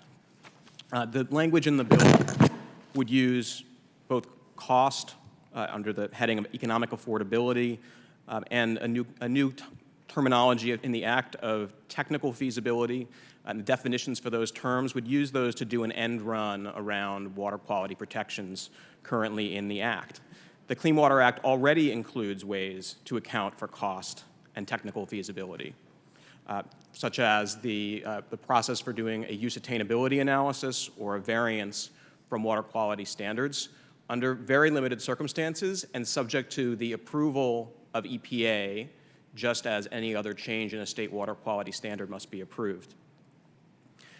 The bill, unlike that process, would inject these cost factors into individual permitting decisions at the discretion of the individual permitting agency. The other language in the bill treats wastewater and stormwater as though it were not a, quote, core public service. It indicates the importance of balancing the cost of Clean Water Act compliance against money that might be diverted from other, quote, unquote, core public services. That's a misframing of the entire issue. I think we all would agree that urban municipal wastewater, stormwater, drinking water services are all a core public service. The bill also essentially puts on blinders to ways that municipalities and utilities can reduce cost burdens on low-income households while generating the revenue that's needed to meet Clean Water Act goals. So, for example, rate structures, while there are state limitations in some places on the way that local rates can be structured, there are also many things that can be done to have more equitable rates that place costs more fairly on who's putting the most burden on the system, which will tend to help low-income households. The bill also substitutes this notion of reasonable progress for actual compliance. Existing law has requirements for what a compliance schedule must look like and what it must achieve. A compliance schedule must require compliance as soon as possible, with interim milestones along the way to ensure accountability for making those steps as soon as possible towards ultimate compliance. It does not, under current law, lower the bar for what ultimately has to be achieved at the end of the day. I'll briefly mention two more points. The bill fails to account for the benefits of investing in clean water while focusing exclusively on the costs. It's important that communities have a return on the investment they make. It's not simply a liability. And finally, other language in the bill provides essentially a one-way ratchet to weaken requirements in integrated plans. There's language that speaks of revisiting plans when permits are renewed in order to consider modifying or removing requirements to, quote unquote, help the municipality comply. That clearly seems to be an intent to consider weakening plans over time rather than ensuring compliance in the long run. Thank you. And Mr. Chair, just before I yield back, I'd like to say my legislative director just received her PhD from the University of Notre Dame, and she is always talking about Mayor Pete in a very positive way. Fantastic. Well, we're looking for better environmental policy out of you now. So, thank you, Mr. Lowenthal. We're going to turn to the gentleman from Texas, Dr. Babin. Thank you very much, Mr. Chairman, and thank the witnesses for being here. Appreciate you. I'm not real sure who to ask this question of, but I think, Mr. Butler, it might be to you, but if anyone else would like to chime in on this, I would appreciate it. According to a recent Boone and Crockett Club, if you're hunters, you've heard of Boone and Crockett, but according to a recent Boone and Crockett Club analysis of the Function 300 section of the federal budget, it says natural resource programs can provide the underpinning for a strong economy and rural quality of life. The report further says that the sum of our investments in conservation has been to secure the foundation for the use and enjoyment of America's natural resources. The city of Orange, Texas, which is in my district, located on the Louisiana border in southeast Texas corner, hosts one of the nation's top-rated bass tournaments on the Sabine River, Toledo Bend Reservoir. And the local Chamber of Commerce hosts several other water-based tourism events annually that epitomize the best of the small-town, family-friendly outdoor recreational lifestyle. Yet, there are two bayous nearby that need urgent attention, and the water utility ratepayers in some neighboring communities have fixed-income residents and can't afford higher taxes. These are communities that lost population after the devastation of Hurricane Rita in 2005.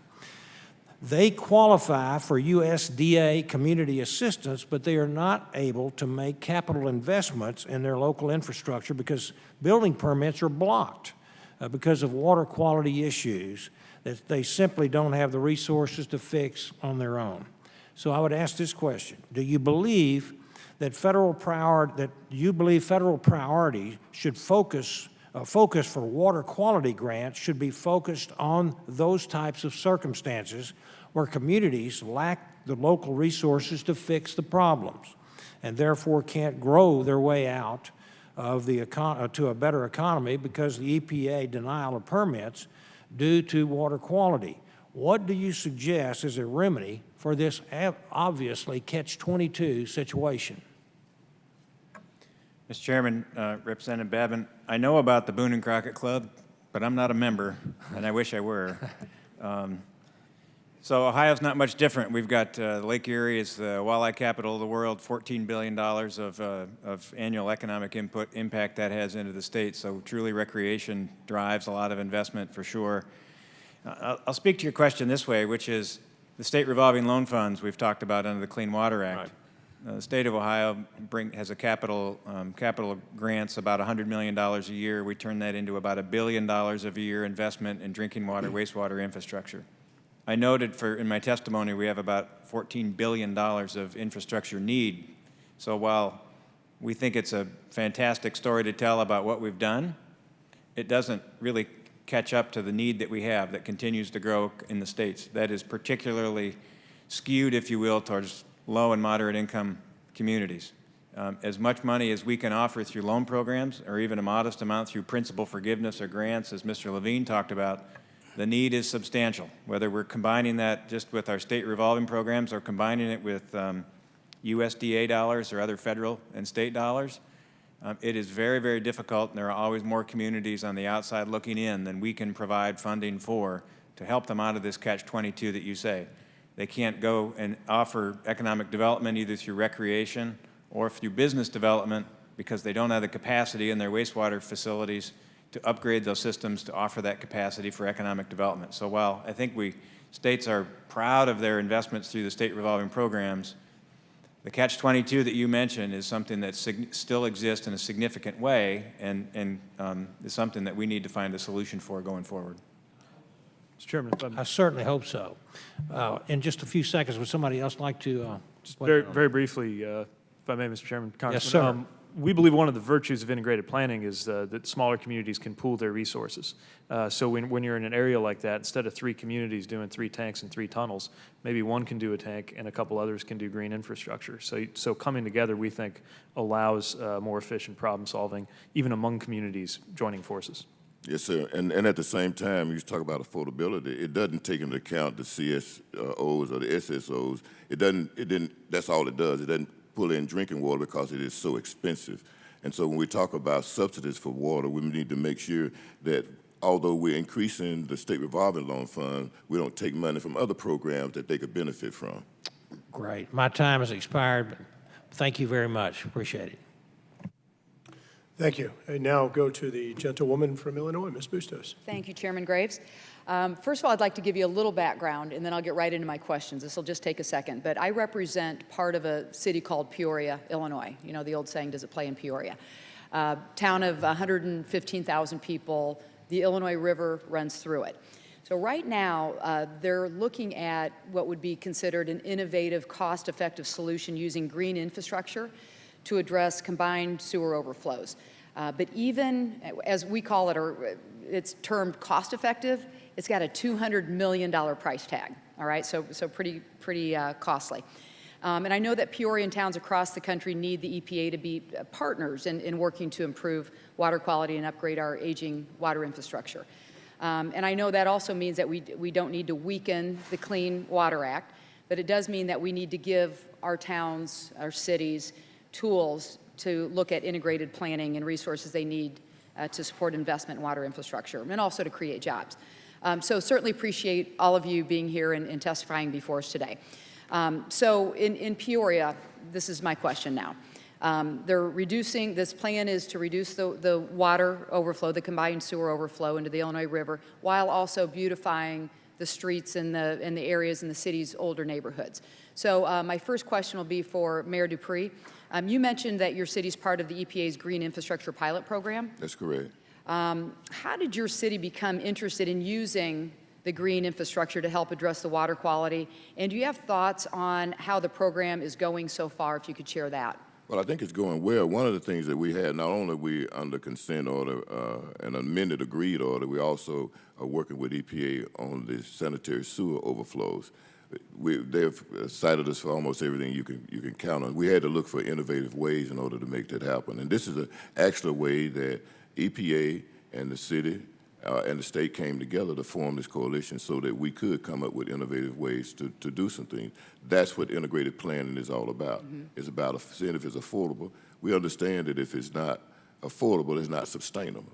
So you have to work all of those things together, and that's a way that partnership actually work. And hopefully they're going to come down in the next month or so, and we're going to actually have a schematic to work on green infrastructure, and hopefully it'll be a pattern that we can be used across the United States.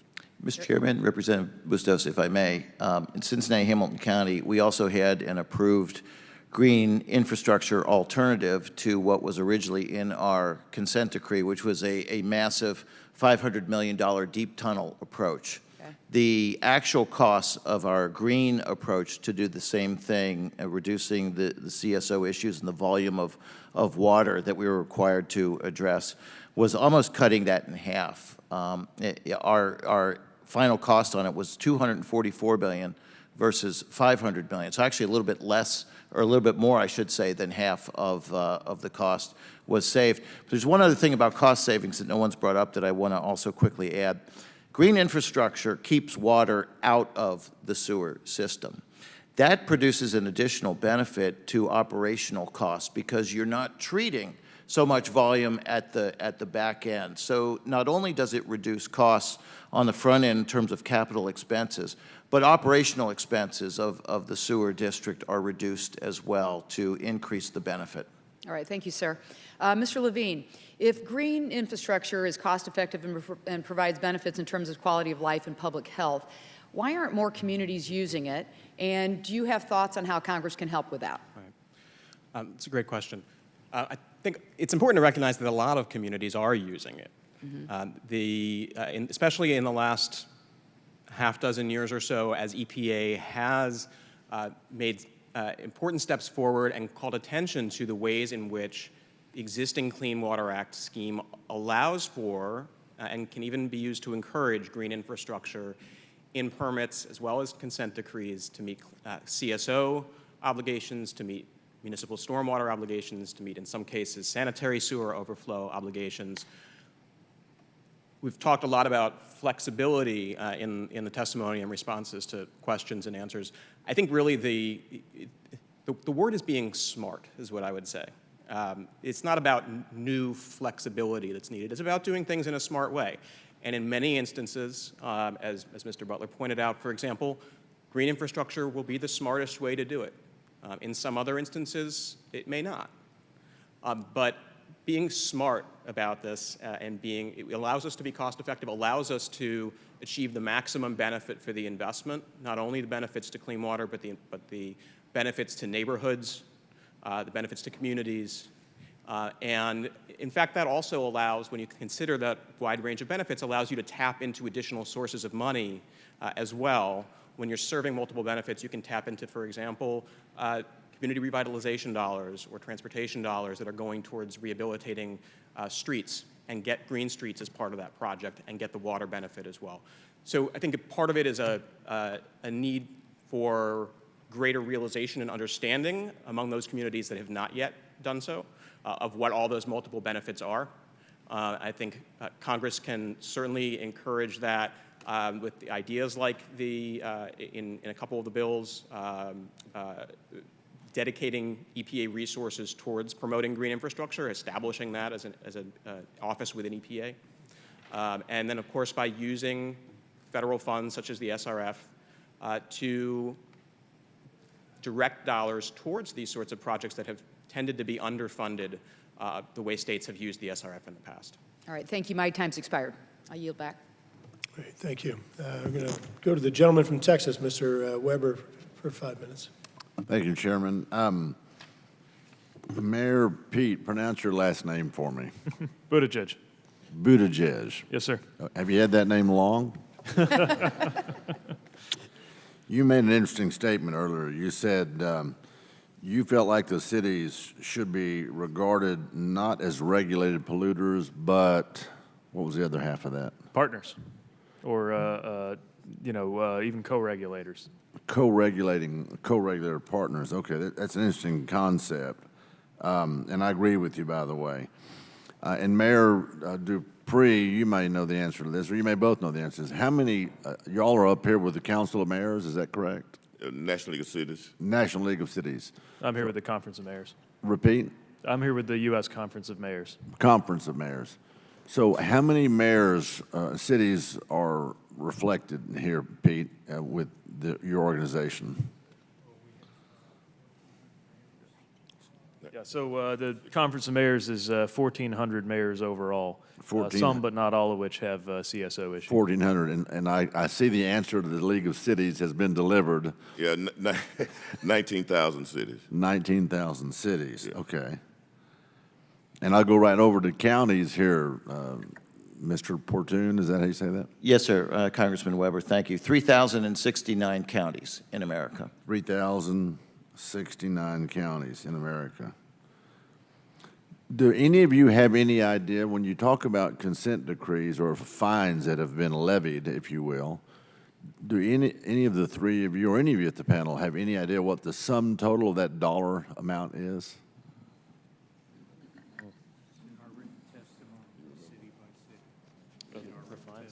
I would refer you to the written testimony that is submitted. There's an Appendix 1 from the U.S. Conference of Mayors testimony listing out individually. I don't see a total here, but certainly runs well into the millions among the cities that have been fined. Just into the millions? I would probably say it'd be more than that. Right. I mean, when Congressman, if I may, this isn't fines, but there was a count done. There are 781 counties, cities, or sewer districts that are involved in consent decrees. EPA estimates the cost of compliance with those consent decrees to be $150 billion. We've also received estimates that suggest that the number may be close to $500 billion.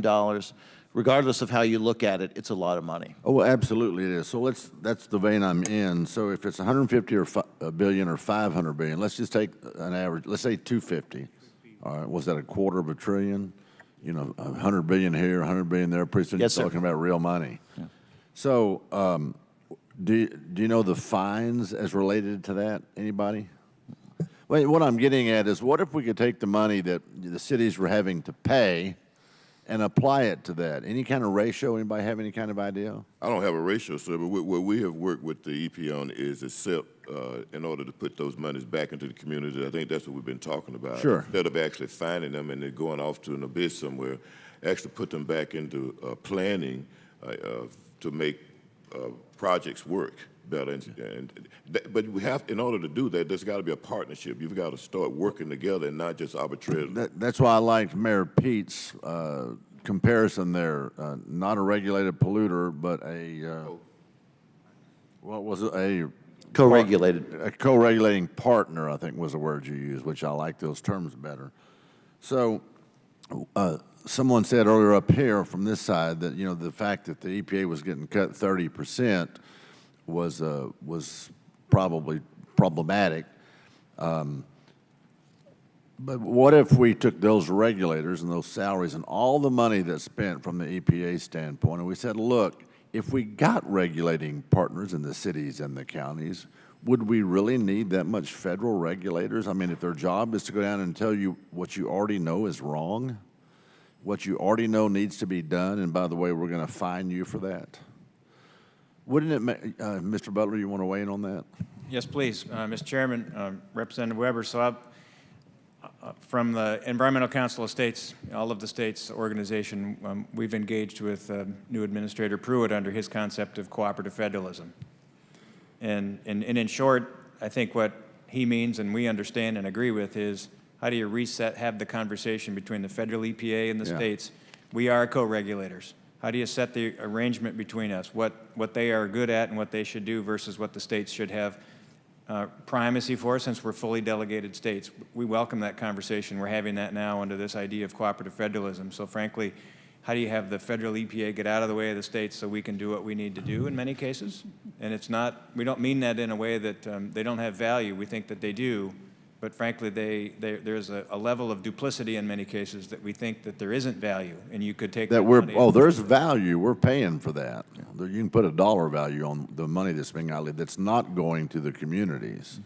Yesterday, there was a news release by the EPA. I don't know, maybe y'all saw it, that I thought it was Wi-Fi. It's WIFIA, Water Infrastructure Finance and Appropriations Act, I guess is. WIFIA. WIFIA. WIFIA? WIFIA. Yes, sir. WIFIA. Okay. And so y'all are aware of it, and there's $1.5 billion for water infrastructure projects. So we just got through saying earlier there was $150 billion to $500 billion in compliance actions. Is that to come into compliance? Is that what we're saying? So what does this mean from yesterday? Does that mean you can borrow get low interest loans? What does that mean to cities and counties? Anybody? Well, you have to apply, first of all. It started as a pilot program, I believe, and so I think it's been funded. You have to apply for it in the first round in order to participate in it. But it's more of a grant program than a loan program. So it doesn't fix the long-term problem of the EPA tells you have problems and now you need to pay them for telling you. Well, it goes a long way to start the process. It takes a lot more than what Honorable Portune just rattled off with those numbers. The numbers, they're enormous. The amount of money it's going to take to fix the infrastructure, the water, sewer, overflows that we have in America. Right. The city of Hattiesburg is 133 years old. We have not only a storm sewer overflow, a sanitary sewer overflow problem, we have a wastewater problem, we have a water problem, and they all come on top of each other. And without us working together and planning to try to solve that problem and how do we pay for it, then it's not going to happen. No, I got you. Thank you. I appreciate that, Mr. Chairman. Thank you for your indulgence. I yield back. Anytime. We'll go to Ms. Lawrence. Thank you so much. I want to say for the record that being a member of the National League of Cities and the U.S. Conference of Mayors, I really do appreciate and thank you for being here, and the counties and the other speakers.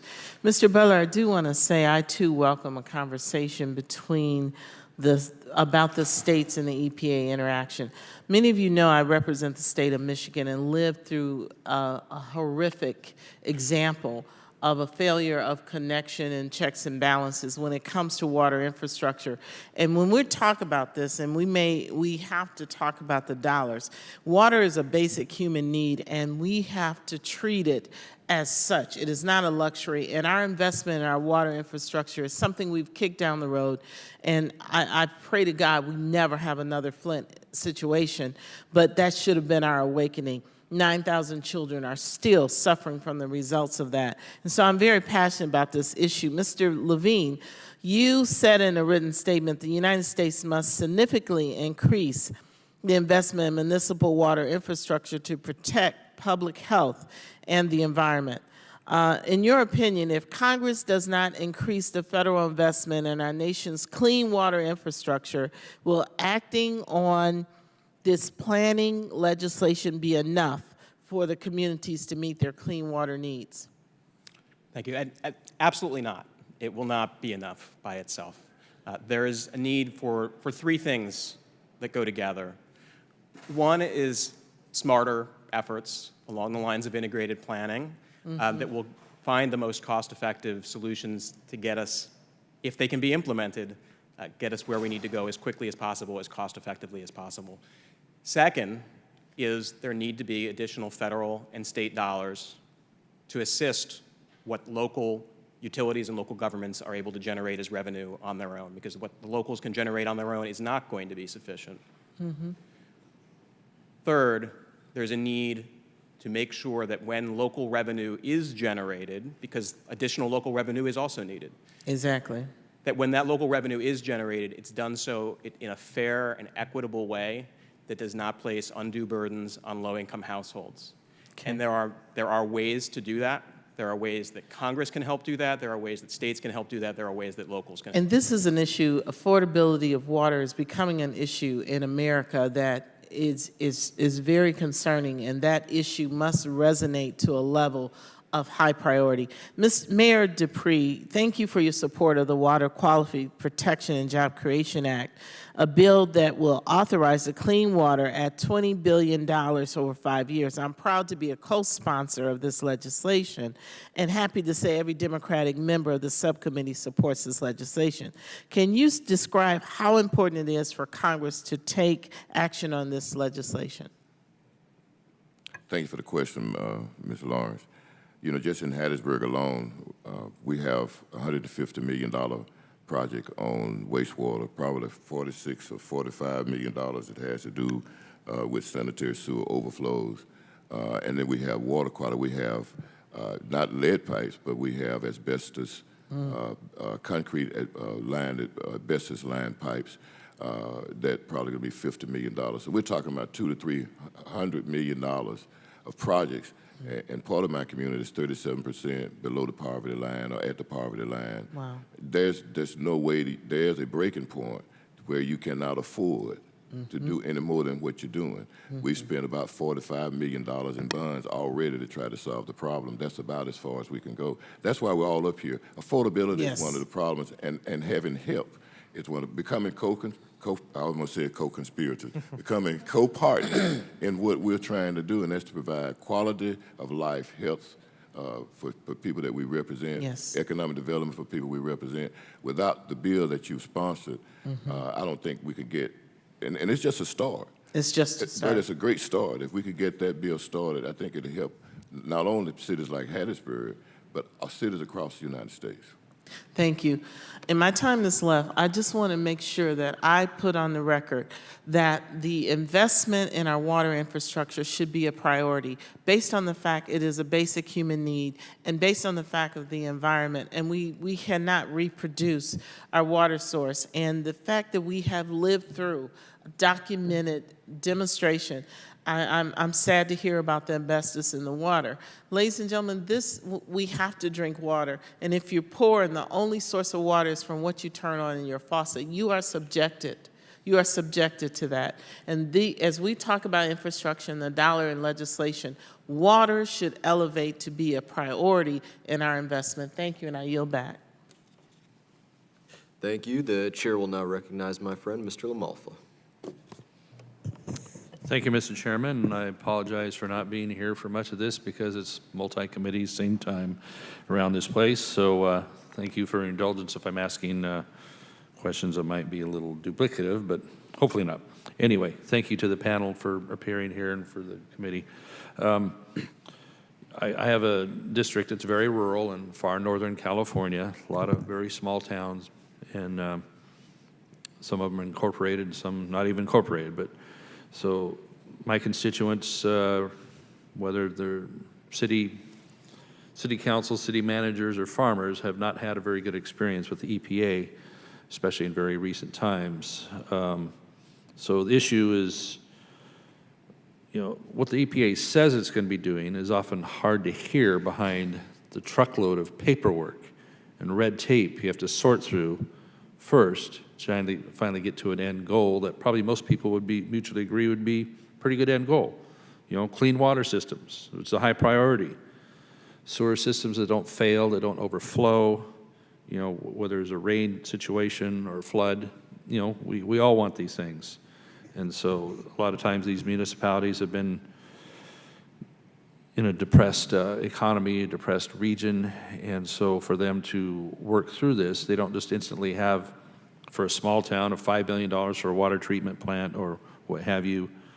That just doesn't come out of a small town that has a lot of its storefronts boarded up to the economy, maybe to some of my wooded areas in Northern California. The timber industry has been run out of business by other environmental concerns, so they don't have the economy anymore. So it's hard to understand if the EPA really understands themselves how a small town like Dunsmuir, California, or Hamilton City, California, can struggle to follow every single of the requirements that are put on them simply because they don't have the money or the staff or the time to get every single detail right. Then boom, a bunch of fines or threat of fines.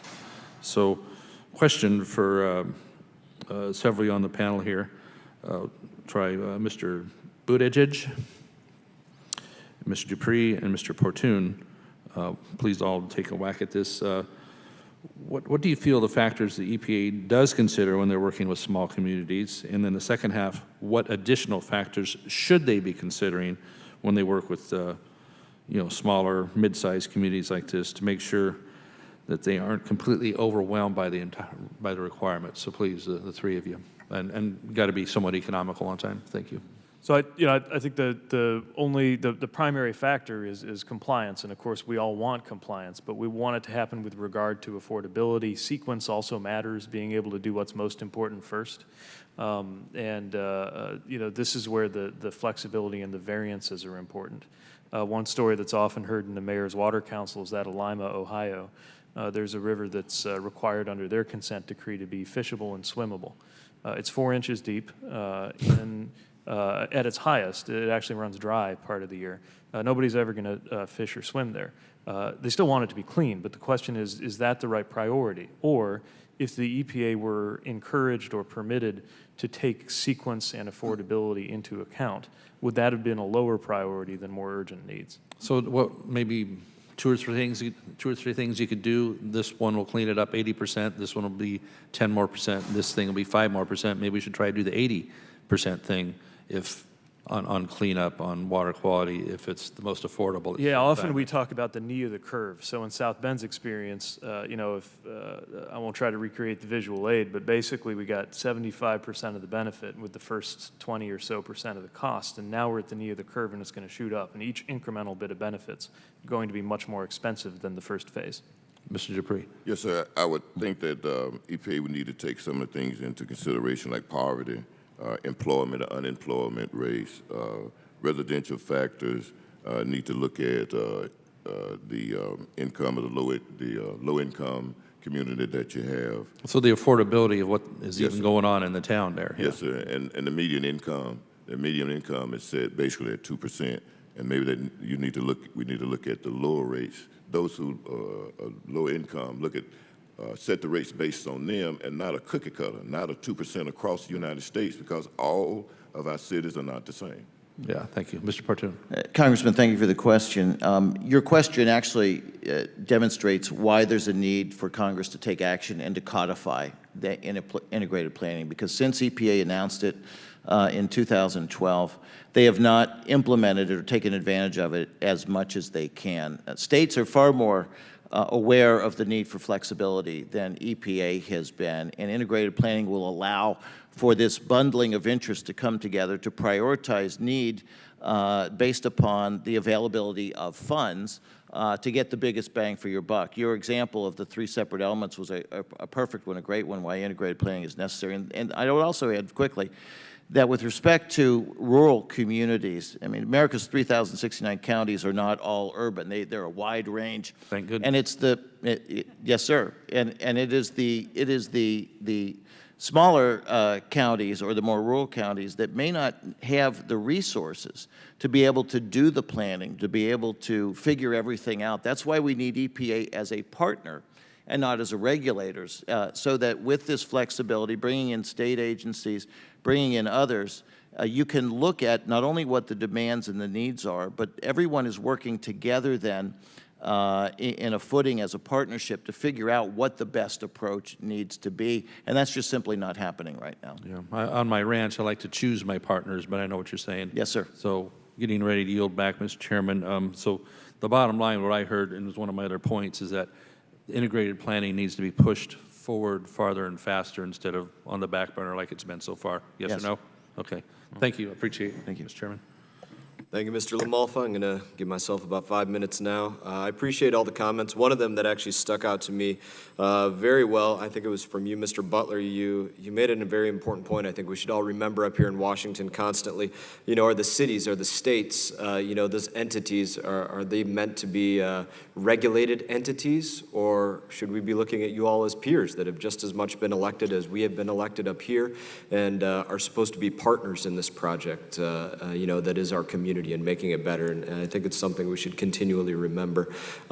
In that, I want to get to a little bit more the issue of affordability, and recognizing that we are all elected. We're not spending our own money. We're spending the work of somebody else's hands every single day at whatever level that we're at. So I want to ask to each of our mayors, if you were given the reins of the EPA, if you were given the reins to it, what steps would you take to address the affordability in the context of the integrated planning and permitting policy? And you can start on whichever end of the mayors you want. I don't care. Well, the power of the purse, of course, is over here and not in the agency. So needless to say, we would benefit from more resources coming our way. But in terms of what the EPA can do regardless, again, the biggest thing we need is partnership, the ability to take, for example, a more sophisticated measure of affordability into account than just that 2% across the board of median household income, because it doesn't really capture what's happening to the folks who are on the short end of that half that are in the median. The ability to cross-pollinate green infrastructure solutions from among different communities. Mayors have to solve these problems locally every chance we get, and so we're cooking up good ideas. Now we need the flexibility to use them, and the EPA could actually be a very helpful forum sponsoring our ability to take them to scale, to share them, and to deploy them more widely. I think there's a lot that we can do as a partner if we can just get that handshake between us and federal partners who share the same goals, get that handshake to be more effective and more efficient. Great. Mr. Dupree or Mr. Porter? Yeah, we had this discussion on the way over here, and we're probably going to say much of the same thing, but number one is partnership. You got to start off working together. We all have the same goals. We got to figure out how we're going to get there, and we have to do that together and not separately. And then another thing is flexibility, because after you have the partnership, then you have the authority to move. You have the authority to act, and I think that's what we don't have, is the authority to act. Mm-hmm. We have to act based on what we're told instead of a partnership based on a shared commitment to do something to go forward on. And then the affordability issue, if you get those first two, then you work on the affordability issue. How do we make it happen? Because if I can't pay for it, I can't make it happen. You all represent unique and diverse communities that all have very specific issues. So, yes, sir. Mr. Chairman, thank you. First, act, and by that I mean codify, adopt integrated planning as a measure to ensure that this approach with flexibility and partnership is the way in which we're approaching these issues with respect to Clean Water Act compliance across all programs to give local communities the flexibility that they do need. Reduce reliance on the median household income. I think we all agree that that cookie-cutter approach does not work. Each of our counties and our cities or municipalities are unique. There's got to be more of a deeper dive with respect to what are the factors that are affecting local communities. 1/4 of counties have not yet recovered from the recession, so that's an important issue that must be greatly understood. Third, focus on water quality as the goal, as opposed to just a numbers game with respect to reducing the number of CSOs and SSOs and that sort of thing. At the end of the day, there might be, in our community or others, 10 CSOs that still need to be eliminated to the cost of potentially $100 million, but the impact on clean water is negligible when there may be a much better 21st century science approach toward getting that last measure of clean water that needs to be done. Utilize pilot projects to help build the data on how green infrastructure, adaptive management, watershed management does work and work effectively in reducing costs but providing greater impact on clean water. And then last, with respect to the civil penalties approach, and this is not backsliding at all, if there are local communities that are recalcitrant or refusing to comply, that's one thing. But the main reason why there isn't full Clean Water Act compliance is just the lack of money. And civil penalties don't help that situation at all. Take the money from fines and penalties and actually put it back into what we're all trying to do, which are programs and initiatives that will improve clean water. Great. I just have a couple more quick cleanup questions for you. One that I want you to think about real quick, and I'm going to ask you something specific before that. But it's a chance for you to send a message. I like to give flexibility, so you can give this in terms of a letter grade, A to F, or 1 through 10. I don't care how you answer it. But, think about for a second, what grade would you give the EPA in implementing the integrated planning policy? And, while you think about that as our mayors a minute, I wanted to ask you this. You have all spoke a good deal about the green infrastructure approaches that exist out there. It's one thing to learn about them in academia and to talk about them. I was wondering if you could give any of the specifics about the ones that you have in place being used as we speak, the measurable savings that you've seen as a result of using, porous roadways or, floating wetlands or oyster beds or rain gardens or water farming, whatever that may be. What specific ones do any of you have in place as we speak that you're seeing the payout on? So for us, permeable concrete's a good example. You might not even notice unless you look closely, but you look closely at parking spaces that we're putting in some new streetscapes, and you can see how it drinks up the water instead of sending it into the sewer. We're doing downspout disconnect programs. Is that just on city properties or? Yeah, we're doing it on our roads, and in some neighborhoods we have the opportunity to do that too. But of course, we're encouraging the private sector to do that because parking lots are such a big part of where the runoff comes from. Downspout disconnect program. A lot of people have downspouts go straight into the system, and so we're making it easier for residents to have those go into the yard where the soil will drink up some of it. Rain gardens, making sure that we have ways of collecting the water. We're even contemplating. Do you have a number though on how many gallons you're taking offline? Compared to what goes into the system? I'm just trying to get a few specifics. Not handy, but we'd be happy to get that back to you. Great. Do any of you other mayors have any of the specifics that you'd want to offer up real quick? I don't have any specifics on any of those. We're working so hard just trying to take care of the things that we already have consent decrees on right now. To be innovative is very difficult.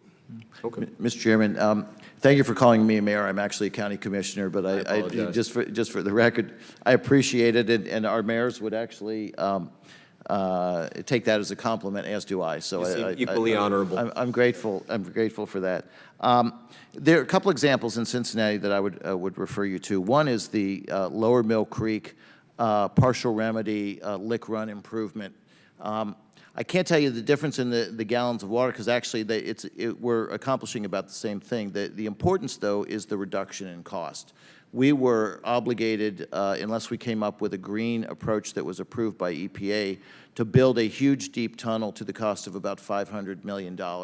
We instead got approval to use a green approach that included daylighting streams, introducing new foliage and green grass where there was none before to absorb the water, permeable pavers and things like that. The total cost, again, was less than half of the cost of the other, and in the process, it also has allowed us the opportunity to begin the improvement of an urban neighborhood and to create jobs that are from that. The second example is the Cincinnati Zoo that calls itself the greenest zoo in all of America, and so I will boldly go forward and say that they are.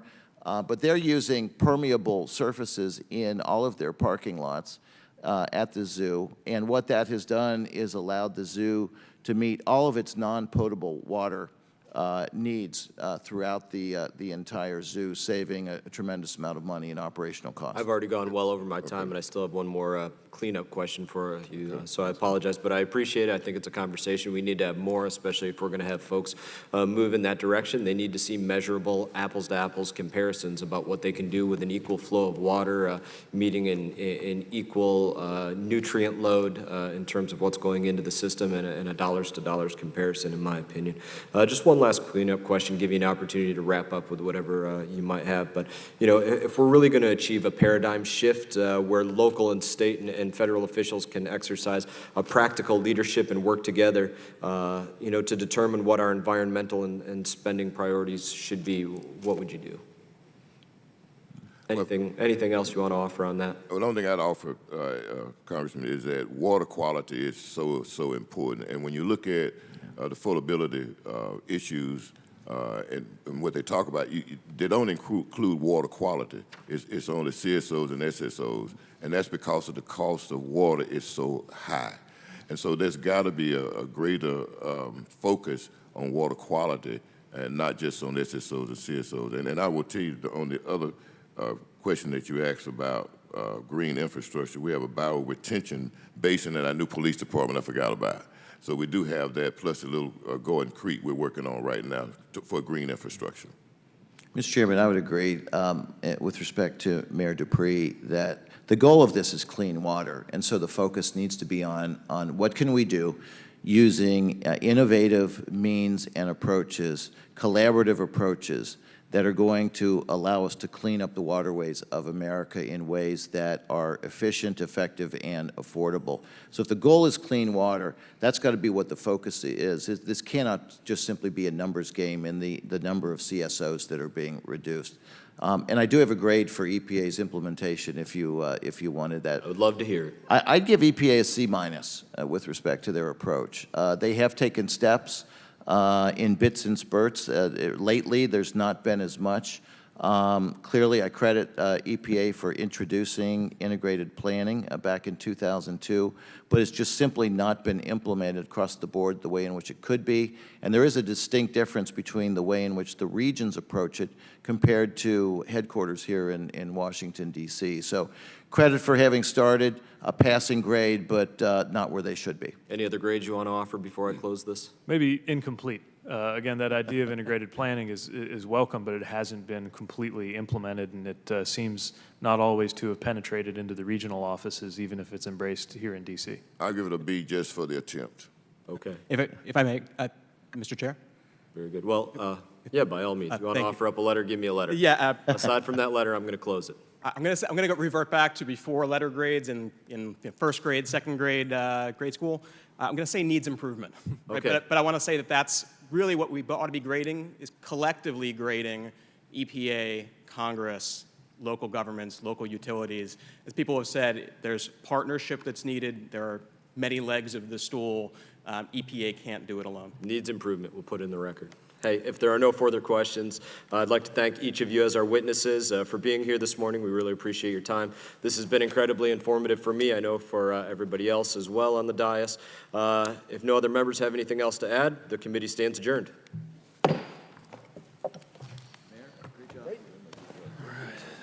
Mayor, Thank you. God bless you. Good job. Great job. stole 5 minutes extra out of your life. It's never precisely right to noontime. All right, wish you all the best. Great, thank you very much. Take care.